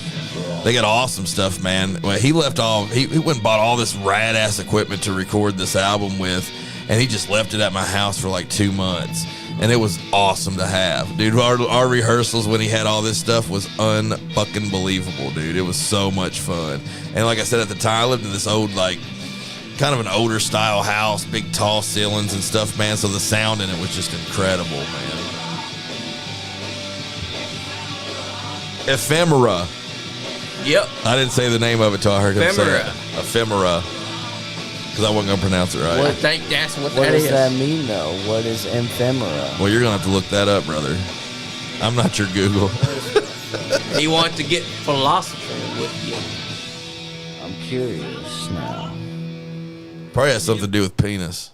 Yeah. I don't know. I'm not- It probably does. Well, ephemeral with an L means lasting for a very short time. Okay, so maybe So it's ephemera. ended quick, like life's over Things fast or that something. exist are used or enjoyed for only a short time. Oh, Yep, cool. because So it's about Just a death. blink of an eye. it's about death. That's because beautiful. Ephemera. That's That's- beautiful. Yes, it That is because beautiful. You're making us all cry in here, Kevin Benzie. because Life I'm gonna is go short. slip my Life is in the ephemera. bathroom. That's right. No. Ephemera. Life is ephemera. It's a good tune, man. I see them live last year. They were at Skullfest 5. They were a stick out band, dude. They kicked ass. They came in and their drummer's intense. I don't know if you got a chance to see his drummer. He grew up he grew up in the same neighborhood I did in Paris, man. That's He dope. You grew up in Paris? yeah, absolutely, man. family's from out there. Red Bud Lane. It's weird. It's weird when you see people like that you're like, well, I just grew up, 300 feet away from them. When you live in a neighborhood and the house is right across the street, and you're both affected, or when you see kids that are 5 or 6 younger than myself, and they're like, oh, dude, you influenced me so much back in the day and I didn't do nothing more than like listen to songs and talk about bands, but I was like you, man. I was sporting what I had, so I was an advertisement for everything that I listened to. That's right. And then that influences people. They're like, oh, what's Operation Ivy, or what the fuck is Obituary? They're like, who? I think I first listened to Obituary when I was probably 10 years old. Mm-hmm. I got an Obituary CD and a Morbid Angel CD from a flea market in Georgetown. I know Morbid Angel. Hell yeah. They're sending you in deep. Mm-hmm. And then off of that, I went into do you say Deicide? I say deicide. Yeah. Deicide. I went into Confront Me, Unholy One, Bastard Saints, Scorn of the Earth. Like, I still remember they're fucking crazy, and I love them. I like Chapel of Ghouls, Morbid Angel. Yeah, my favorite. All the old school, and that got me. Like, I thought that was metal, but I was more like, I was 10 years old, 11, so I was into more poppy stuff. But I didn't really catch the vibe until this guy came next door. He was like visiting his aunt or something. He was from somewhere else, a little bit older. And he gave me Metallica and Justice for All, and that changed my life. That's a hell of an album. That changed my whole life, dude. That introduced me Metallica to what I'd sent like me from down. now on. Yeah, exactly. Like, I think Ride the Lightning is the first Metallica record I heard. Oh, that's crazy. And I think just because it was on iTunes, because my dad bought the album. And it was on my iTunes on my phone. And I listened to it. And I remember my friends not liking it. But I was like, I dug it. Yeah. Like, they liked stuff that It's was thrash electronic metal. music. No hate on electronic music. But, like, it had the energy. And, you can feel the energy in the music like that. A bad thing about a lot of newer ears on music is they want, once they hear the best guitar player and the best rhythm and the best, they can't bring it back. Yeah. They can't draw it back and appreciate metal that's not going 1,050 miles per hour. You know what I'm saying? Exactly. Or not doing all them off time, weird timings and stuff. Metallica was just straightforward. Most of it was in E, just regular. Pick up your guitar and play it as hard and as fast and as badass as you can. And I appreciate their bass player, Cliff Burton, at the time, because that guy was the one that helped Metallica get their groove. Absolutely. Which I hate to say that the first out with listening to Justice for All, I didn't think they had a bass player. Jason Newsted is a good bass player. They just didn't. They kind of did him dirty with that. Yeah, record they with did. the They bass. sure did. Because they were still grieving. You guys know that song, "A Memory Remains." I got that album. Have you ever heard that parody? I don't think Where so. they're like, Lars is gay, Jason's gay, Kurt is gay, but the gayest gay is James. I can see that. When I heard that, it stuck in my head all comedy as fucking day fuck. for no fucking reason. But I was like sweeping the floor. In a way, I can understand why they were kind of dicks to Jason as well, but at the same time, they didn't have to turn his bass all the way down or mess with that, because the bass is very I think I've important. seen on YouTube before. There's a mix. It's called like Injustice for Jason or something. Yeah, like and that. it's very bass heavy on it. Yeah, and it's cool, man. Like I said, I didn't miss the bass, but at 10, 11 years old when I first heard the album, I wasn't picking it and critiquing it as much as I would nowadays. But I wasn't missing the bass. Yeah. For most, it seemed a very thick and full album. But going back and hearing the story of it and stuff, you're like, what? That's weird, Why even get another bass player if you're going to treat him like shit for a couple of years? You know what I'm saying? It's like they It were really doesn't make much blaming sense. him for losing Cliff Burton. It kind of taking that out on him. Yeah. for no reason, Yep. unnecessarily. Because he came at a time when they were still grieving, still pissed off at the world that Cliff was gone. But here's the thing. Huh. A fateful bet could have resulted in Kirk dying instead. For sure. So it's Any of them could have it's the died. fate. So I got a question for you guys. What kind of pants do you wear to a ghost hunt? Does anybody know? To a ghost hunt? Yeah. What kind of pants do you wear to a ghost hunt? I wear my ghost busting pants. Does anybody know the question? Brown pants? No, just a pair of normal pants. Gray pants. Yeah. Get it? Pair of normal pants. Yeah. Hey, I'll be here all day. I said brother. brown pants in case you shit yourself. Yes. And you shit yourself, no one will know because you're always wearing brown. So Superfly, when are we going to start these ghost hunting things, man? Is that coming around anytime soon? Hey, Are we going to wait till after August? Or you going to wait till September? When are we starting it? We may wait until after August. Yeah, once it Right gets now, fall. our first thought says we want to check out this Castlewood Castle that's here in Kentucky Oh, that'd be awesome. because cool. it's got some spooks going on. And Leon Luxon was there, and he started feeling the energy. He's like, "Why don't we make that one of our first one. early episodes?" Yeah, I'm telling you, you need to go to Cynthiana too, to the Opera House. Yes. That is the most haunted opera house in Kentucky. We'll set this. 100%. We'll I think set this Brandon's investigation up talked later. about going there before. He's had an experience. My studio is right across the street, Oh, shit. and I booked we played 3 shows there. We're banned from there now. No more Skullfest Records no more. Because I said fuck too many times. What? Yeah. Fuck, motherfucker, fuck. Well, wasn't an 18 and over or whatever, and they took that shit to heart. They're like, why is he cussing so much? I was up there. Like, bah, why you cussing? I mean, you're inside of a fucking metal band. Why the Yeah. fuck wouldn't you cuss? Fuck them is what I said, man. Exactly. And I drank a bunch of beer. Like I was just going behind the counter, like where the concessions was, and getting Michelob Ultras. I'm gonna put you inside of our Sip with the Supernatural group, and we'll talk. Yeah, hit us up. talk man. about doing that.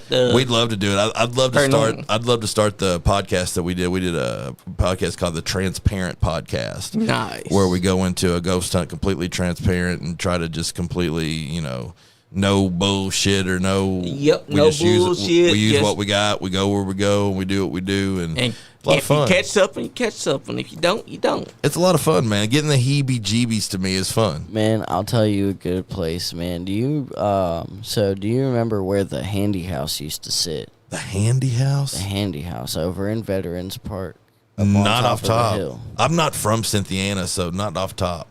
Do you know where Flat Run is? Yeah, absolutely. Okay, so you know that like where it peaks up at the top of the hill, Yeah. over by the clinic? That's where the Frisbee golf course goes back up in there. Yeah. Like you walk through that, yeah. If you go up there where the old Handy House is, man. The old Handy House. That's what it was called. But my Is that what you me go and there my for? buddy, Handy. For a good old Probably. handy from the ghost. it was an old slave house though, and me and my buddy Jeff went up there and got some pretty good Handies. EVPs.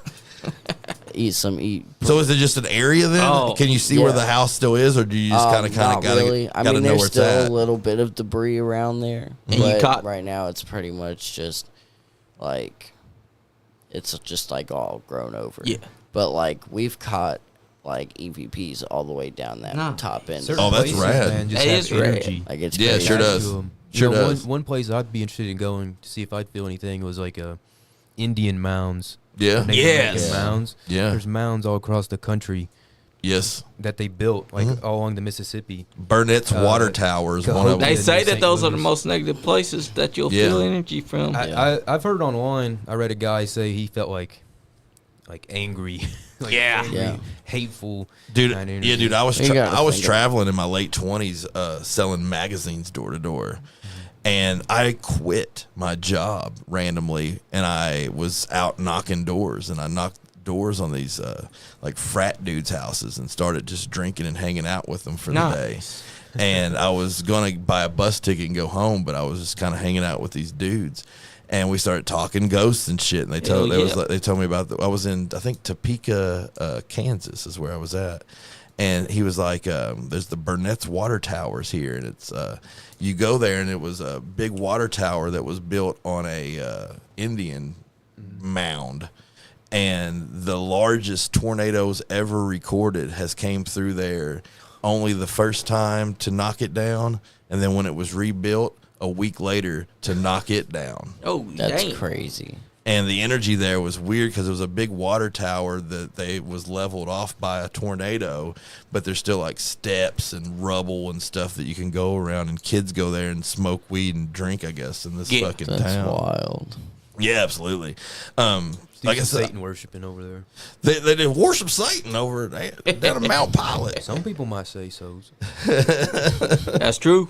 So we got some tunes, man. I got a pretty cool announcement to make about Skullfest 6. Oh, nice. Our boy Mike Jones, So Serious Black.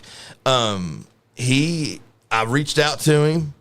I know he recently hurt himself at some show. So for everybody out there, stay the fuck out of people's way when they're performing. Yes. If they're performing, don't absolutely. be walking in front of them or walking around them or whatever it was, because you might fuck somebody up. And now this dude, And don't be a jackass. yeah, this dude dances and all that shit during his dance. That's He the main does. thing, and now he can't do it.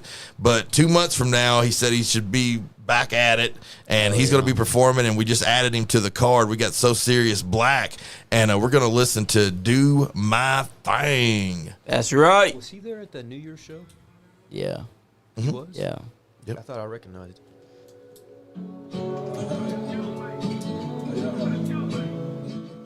Came here to do my thing. Remember, jackasses, don't be standing out of the way to performers that are dancing, because you might fuck them up and also fuck yourself up. Yeah, or they might fuck you up for fucking them up. They should fuck them up after they fuck them up. Fuck them up. Fuck them up. Fuck them up, Mike. Do my Man, thing. People get so mad at like security and band members when they It's throw needed. people off a stage, but there's a reason you're not supposed to get. Exactly. Some to people a just certain don't get it. They don't distance to respect how much goes into it. And when you're on your stage, you're literally putting out everything that you Exactly. put into the rehearsals and practices, and everything is coming out in that minute or two that you're on that stage. And everybody else needs to fucking stay. And also- get the fuck out of the way. Also, the fucking stage wasn't made to have fucking fans come up and get around the fucking singer or the band. Exactly. If they want to be around you, they'll come out and be Right. around. Exactly. You know, like I've been to shows where like the singer's like, "Hey, if you want a high five, crowd Slow surf kills. up Slow kills here." out in it. right. Slow kills out in the middle. Arm around you and everything. Yeah, yeah. Like, if it's a stage, though, you're not invited to come up on that stage. No. You wait till the fucking band feels like they want to come out there. It's just like wrestling. You do that in wrestling, you're going to get your teeth Damn knocked kicked straight. out. The first real wrestling, you come over that barricade, your ass is grass. Let me tell you, they're gonna stomp and they're gonna fuck you up. I had, That's how it used to I had be. somebody grab my headband in Nicholasville, and I was about to turn around and slap shit out of them, but the cops were there. Oh, The man. cops had to escort me out, dude. I got so much heat. They literally had to escort me out, and I was like getting on the cops the whole time too. Like, it was such a fun experience. Nice. I had them. I think they were the whole fucking crowd wanted to kill me. We had the cops call on us a year ago. Did you? Yeah, when Andy threw me into the van, the cops showed up. That And, makes you feel good. yeah, it does.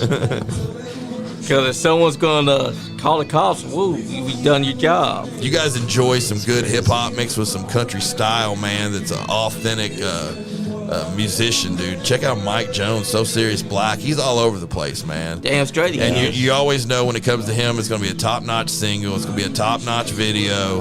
Man, he brings everything that he's got to it, dude. He does it from a small town, broadcast to everybody. Look, he's trying to sweat my flannel. He's sporting it. He's a lot of fun, man. I've had a lot of fun. We did a lot of cool shows with him over the last few years. That's right.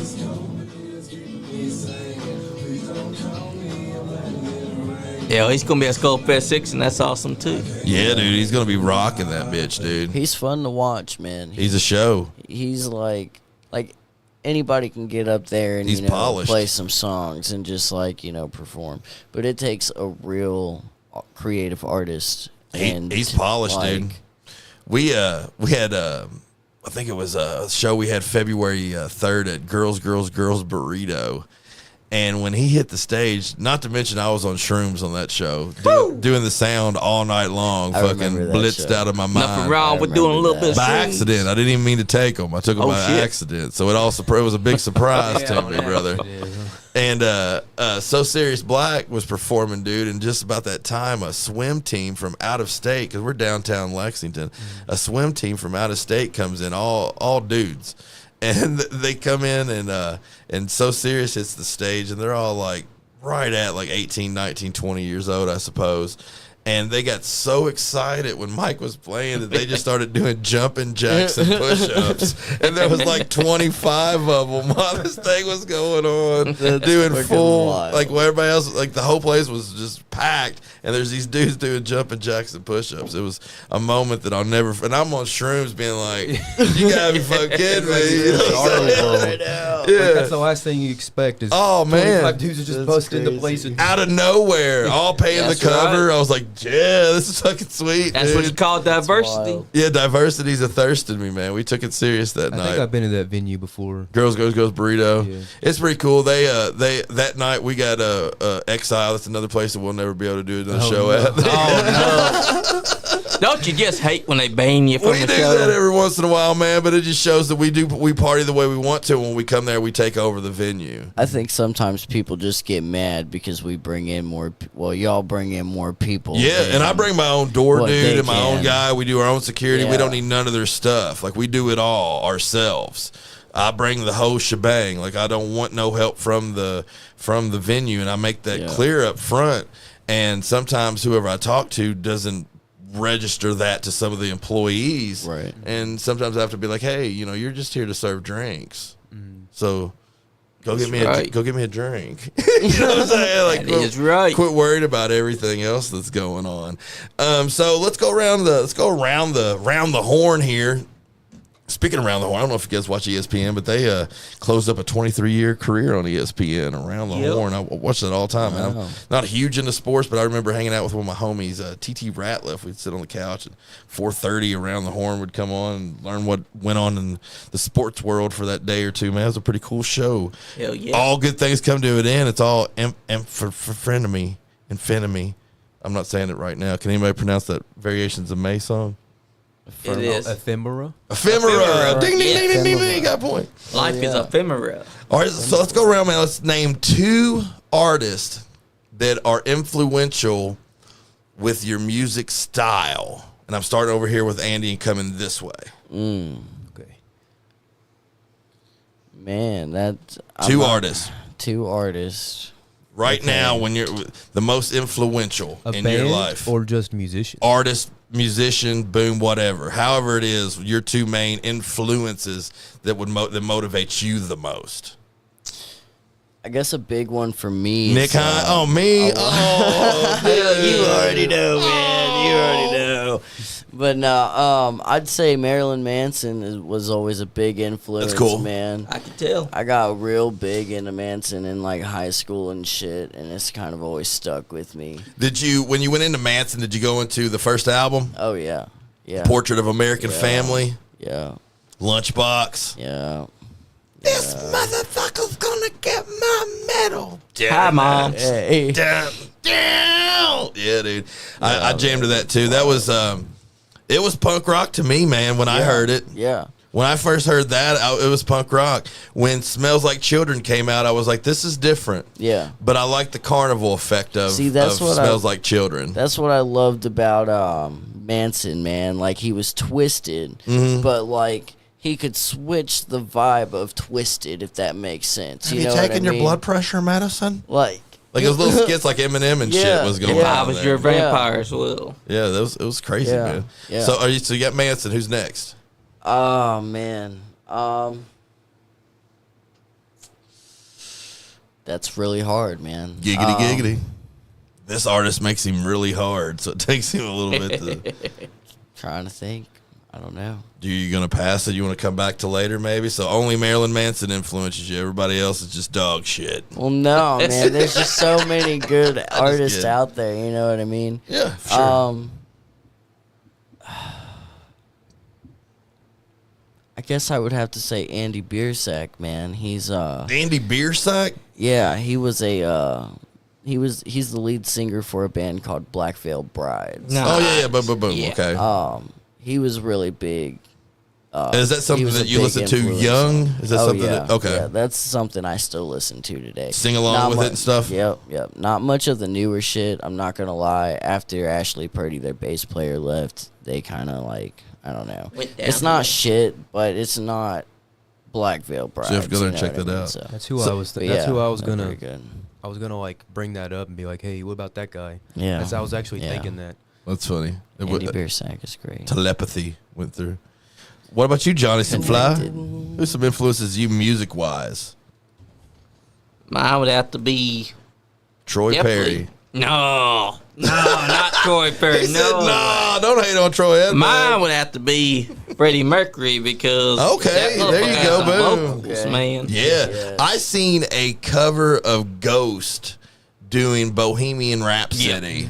It was neat. That's an. It was. It was, but it did. I don't that. think it held a. I don't. It didn't because You know what I'm talking about, right? Yep, because you can't. Mercury's just got that Yeah, extra, yeah. dude. He had that falsetto that really emanated to you. Because I when feel you like that's listen what to was it. missing. I was expecting a bigger, thicker voice from Ghost when I heard it. Yep, but Tobias is he's basically got a cross between a It's still pretty decent. softer voice and somewhat deep voice. Still pretty Right decent. now, his character that he's playing right now is called Papa B, so he's not wearing a mask. That's he's wearing awesome that you know that. Yeah, I've kept up with him. Okay, cool. But my second one would have to be Kurt Cobain. Okay, yes, sir. Because Yes, sir. you can't go wrong with Kurt Cobain, one of the guys that is considered one of the faces of grunge. Are you guys very familiar with Nirvana and all that stuff? Kurt Are we all here? Kurt Cobain is in my top 3.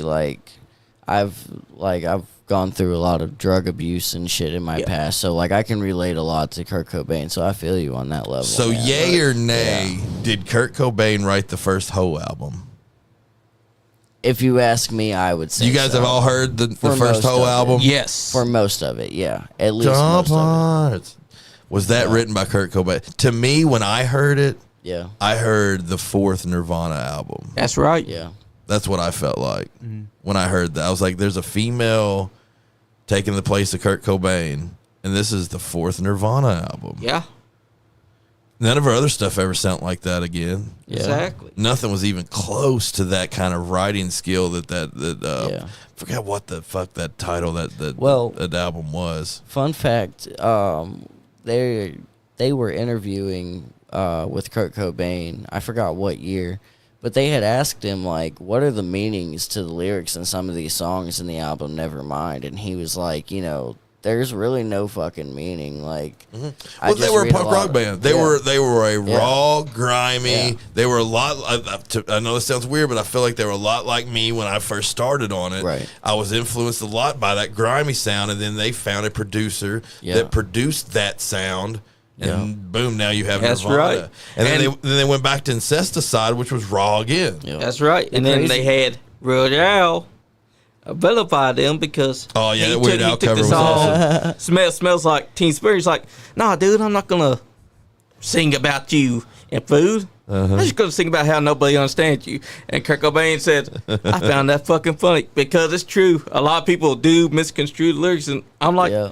but you can hear them clearly. Weird Al, man, that was the prime. When Yes. Nirvana was at their prime, Weird Al was at his prime. He had that album that had that a collage. Yep. And it was gold. And that was when he was was still. gold. Well, that's when he still had the afro before he Yeah. switched to dreadlocks for his. Weird Al's been around a lot longer than you assume. Yeah. He seems like an alien. He's in a. You remember the Naked Gun movies? Yes. I think he's in Yep. one of the Naked Gun movies. He even had his own movie. Even, Well, that's '90s, dude. He had a show on MTV in '86. oh yeah. Yeah. He had his own wild. Weird Al show where he did weird stuff. It was kind of like the Pee Wee Herman show, but it was the didn't know Weird that. Al Yep. show, I didn't know and it was that. on That's MTV. crazy. Yeah, he started I think 16 or 17 Mom. covering songs, man.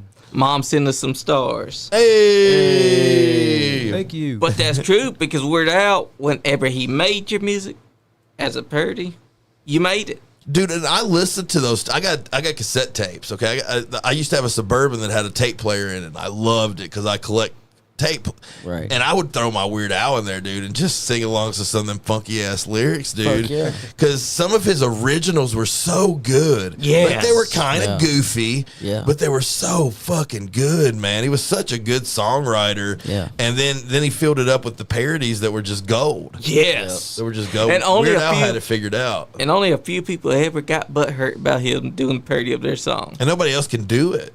Like, nobody else has made such a huge career off parodies. Exactly. Have you seen the little documentary movie thing that they did with Weird Al? Yeah, that was cool. Yeah, that was pretty dope. What's That that was on? dope. I'm not gonna lie. It's it on kinda it's threw on me some for- free state. It was like on Roku. It's like a Yeah, Roku yeah. original. It kind of threw me for a loop though a little bit because of how fast it moved, like through the. I wish they would have process took their of his time. I life. wish it was a series. Yeah. I wish they would have Yeah. made that into a series. The way that they went about it, like setting up for the plot and all that shit, like, yeah, they. But yeah, did I thought it was the way rad. Should have been a series. thought it was super yeah. rad. Right? Yeah, it was pretty. All Cool. right, man. My influences. I'm gonna go with the singer for Bungle and Faith No More and Tomahawk and Mike Patton. Nice. He's creative as shit, man. Not to say that I like and worship everything that he does, but his diversity and his range and his creativity. Yeah. Faith No More was like really That's my different when it came out. My favorite band. Yeah. My first concert was Metallica, Guns N' Roses, and in between them was Faith No More. Oh, yeah. And it was the Angel Dust album. And it was nuts. It was the best part of the show. Hell yeah. Hell yeah. Everything else was exciting and exhilarating, but I learned from that set That's how in you between. often find your favorite artists is like you'll be going to see these bigger bands and be like, just the other act, Yeah. they blow you away, and you're like, well, fuck, Yep. that's awesome. And Yeah, sometimes you might come across this other act just from going and trying to find your bigger bands. Yeah, dude. Yeah. So one of the coolest experiences I ever had about seeing a star that got big but wasn't big was in '97. Man, it kind of shows my age. I was in Cleveland at a Warped Tour, and this Warped Tour Told was me just about this. loaded, dude. It was loaded. It had every fucking cool band that you ever seen, and it also had this dude named Eminem, and nobody knew of Eminem. And the show's over, and we're going out and meeting back because we went up there like a group of 14 of us, and we're meeting at our meeting place, and a tour bus comes up, and who's Eminem, who I seen his show but didn't know, nobody really knew who he was, got off. Had a big stack of autograph papers and shit, and I went up to, I was the very first one. I was the first one to see him, and I went up to him, and I was like, hey, let me get an autograph. And I was like, I don't really want it made out to me. I was like, my girlfriend at the time name was Kim. Yeah. And he's got that whole Kim thing. I love that. And I didn't Kim know, song. I didn't know nothing about none of that. Like, I didn't know none of his songs or nothing. But I did see his 30 minutes up on stage. I just happened to catch it, and got a little signed thing from Eminem that time, man. But I wasn't that even big into hip hop at that time because man, this Warped Tour had no effects, Pennywise and Rancid, Fucking 90s, Voodoo man. Glow Skulls, fucking. I think Kid Rock was on there with fucking. Oh, Ninjas. no, Like, fuck like yeah. he had Rock. that Seven Fuck yeah. Dust was on there. It was nuts, dude. It was so fucking. It was so fucking. Fat Mike, you guys know who Fat Mike is? Yep. The singer I think for I've No heard of him. Effects. He's a god to us, dude. When we were kids, like he's the punk rock fucking dude. And me and my buddy Rudy, and Rudy has this big red hair, and it's kind of like a bowl cut, and it's like down to here. And that was his style. It kind of looked like Shaggy. And like I said, we both worship fucking Fat Mike, and we seen Fat Mike just kind of standing there randomly. And I was like, let's go fucking, ask Fat Mike a question. And he goes over there, and he's like, man, let me ask you a question. He's like, okay. He's like, why isn't Fugazi here? And Fat Mike was like, it's probably too corporate, but let me ask you a question. He's like, what? He's like, the fuck's up with your haircut, bro? That's fucking Man. awesome. I was like, oh man, Fat Mike got you, brother. Oh shit. That's god. Yeah, man. Warped Tours were insane, and this is no exaggeration, dude. We go up there 14 deep at 16, 17 years old, and I don't know how we'd rent a hotel room or how we'd get them, but we'd get hotels, and we'd trash them. Like old school trash them. Like we were having we had 2 rooms, so it was like room versus room. We're having water balloon fights and whatever we got, silly shit, pissing in the fucking heaters, just dumb shit, just kid shit. and then having to bail out because the people make us leave or whatever. That is what they used to do. That's what we did in 97, 98, 99 when I was a teenager. Do that kind of shit nowadays. Dude, you're going to they'll fucking throw you in jail. Yeah, man. For your life, I was lucky. Man. I was born in the stage where you could still go in Walmart and steal. I remember that. Now You know what I'm saying? I remember. Now they'll come to your house later on and be like, "We got you on camera Yeah, three weeks ago doing this. You going to jail even though you think you got that nail polish." Yeah. They'll be like, I don't give a fuck if it's just a small thing as nail polish. Can't do that shit no more, man. Man, it just shows you how greedy the big corporates are, man. Yeah. There should be plenty for all. Yeah, man. Like if it's at Walmart, Like if it's- show up at 6 and Like I get your can understand if it's like over get your share. a absurd amount. Yeah, You that's know, different. But like if it's something small, like a pair of fucking headphones or something, like Yeah, fuck if it's off, a man. with some panties. Yeah, But- yeah. Panties should be free. Yeah. Especially like when it comes to like Panties. food, man. Like people stealing food, man. yeah. I used to have a friend that was growing up. I like. Speaking of, before we get off here, Podcast Jim hasn't called no. in. He hasn't called in all show. Yes. No, so that's kind of fishy. But I think I know why. He left a voicemail that I got through my email. And if you could, can you pull that up real quick?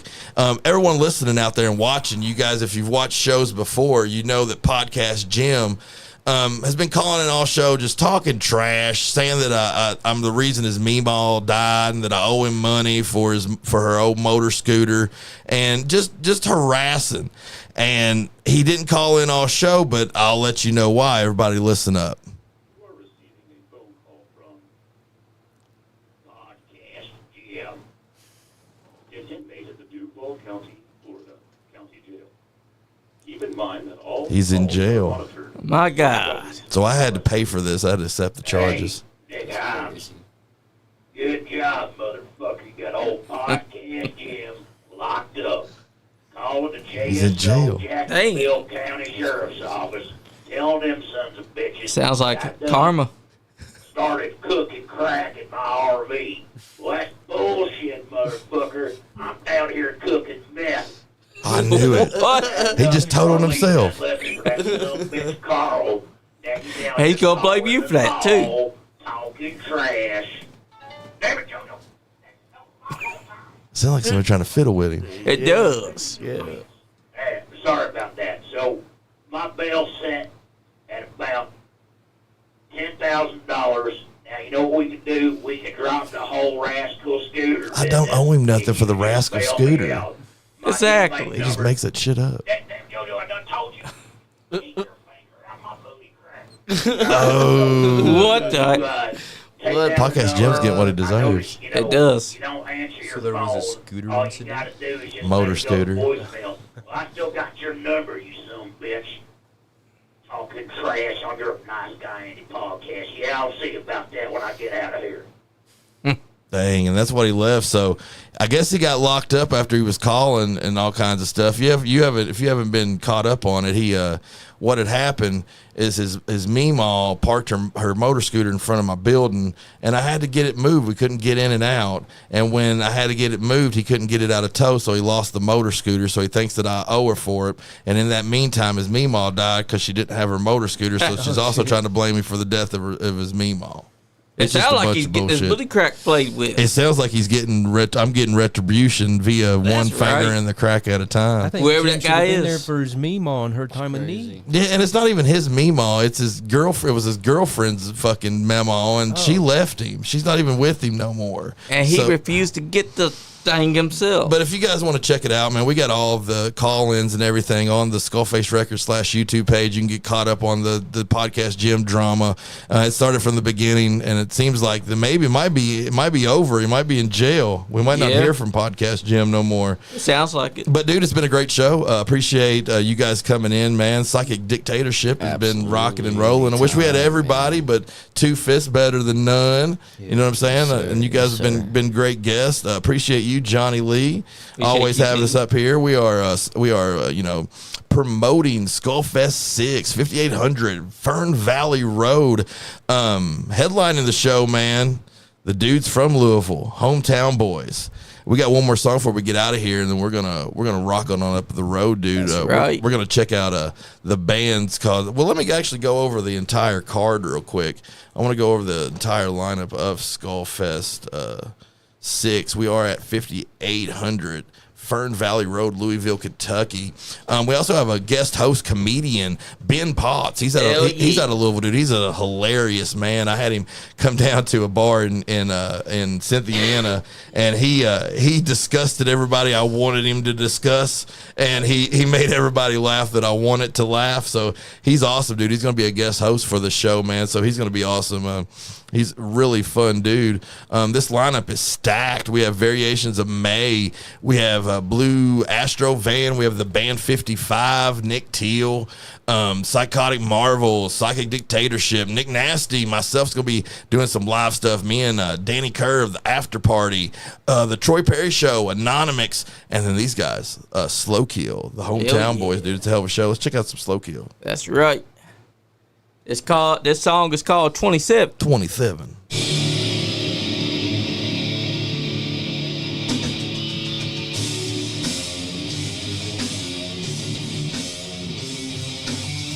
When this dropped. Last year. I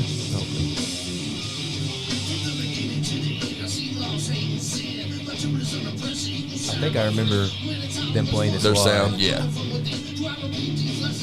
Yeah, for sure. Around the New Year's show, they would have played this for sure. Their live is great. There's a lot of fun, man. I'm not gonna lie, it was really hard to hear Jay in Oasis. Yeah. Like his voice sounded real muffled. Uh huh. But like usually though, they sound great. Live. Yeah. Yeah, he had his own little speaker that night for some reason. Yeah. I don't know why he wanted to use it, but yeah. I guess he was just filling his speaker that night. Yeah, I think it was a new one that he actually was testing out.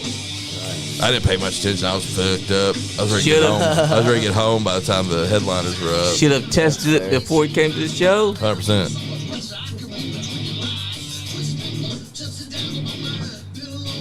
It's like a mix of rap rock. 100%. Reminds me kind of like the Anthrax and the guys they were Bring the noise. Yep, bring the noise. Does Slow Kill have any patches? What is it again? I said, does Slow Kill have any patches? Maybe. I'll be giving me a patch. I got some patches too. I got a skull face patch and all that stuff too. Oh yeah. I'll put it on there. I'll bring a couple of them. I got a couple of different styles. Guys, go check out Slow Kill. Local band on here, Fox Bat. Wait, seen them in a little bit.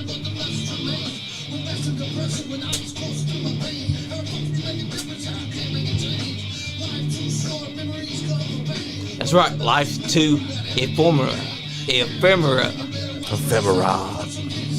I like that. Not only do you get to listen to underground music and stuff when I come into the studio, but we all learn new words. Yeah. We do. Yeah. Word of the day: ephemera. That's right.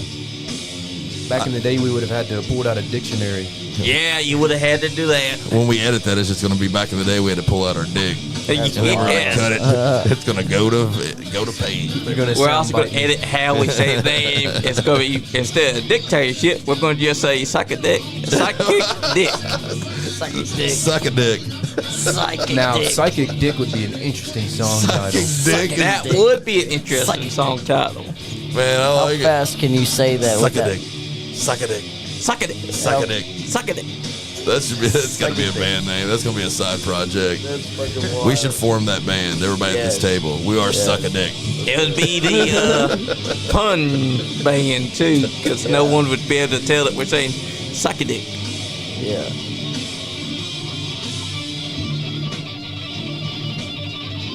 Nice little rad, little solo. Yep. These guys have a new guitar player too. They just introduced a fifth member back into their band because they lost their first one, Sarge. He moved to Guam or something. Yeah, some different place or liked Vietnam, him, I think. Vietnam. I liked him. Yep, he's out of country, and but they introduced they got another guitar player now. He'll be playing this show. There'll be a 5-piece. Hell yeah. Bands change all the time, just as long as they keep their cool. That's one thing that don't change see is that that- everything changes. But see, that's the thing, though, man. There's certain bands that you gotta really be careful with changing members. Like, for instance, Linkin Park, man. That chick, you I don't dig can't it? stand it, dude. Not only, okay, nobody's ever gonna top Chester Bennington, okay, but first off, you can't just go the complete opposite direction of what you guys were with sound-wise. You think they did it on purpose though, Nah. to try to not remind you of that at all, not try to emulate Chester at all? Maybe. I know his mom. I know feel it. Chester's mom got real pissed when she heard about it because they didn't even tell her about it. Apparently, Yeah, that should be something you should kind of But, talk to the whole family about. right, you know? man. Especially with how long they have been doing that. Mm-hmm. But not only that, but she stands for nothing. With that Chester Bennington had, Mm-hmm. and it's like Yep. there's certain morals you can't take out of a band. Yeah, just let it like be. that. Yeah. Mm-hmm. It's like if you're going to replace something like that, you have Why to not at least just do? find the same. Why not morals. just do the fucking hologram? You know, I thought about That's that popular too. now. They do it with Tupac and shit, man. Yeah. Like, why not just Yeah. do it But- with that? Chester Bennington would have to agree to have his likeness. True, used. true. Somebody would be in charge of that. Yeah, because I don't think Chester would appreciate that. Well, Now, dude, I will say, though, that Linkin I'm- Park As did long as his take a long family gets- time. I'm not His gonna lie. family keeps getting the cut from the band. Yeah. That's what I feel like if they use his likeness at least. Yeah. I mean, it's got to be benefit somebody. Nobody's gonna be like, "Oh, I don't want a bunch of fucking money for nothing." Right. You know what I'm saying? Right. Makes no sense to me. Good show, guys. Guys, this has been a Rinky Dink Bullshit Podcast, First Season 2, podcast. Episode 18, with Psychic Dictatorship, or Psychic. But, guys, PDS. stay nice. Nice guy. Show, guys. Andy.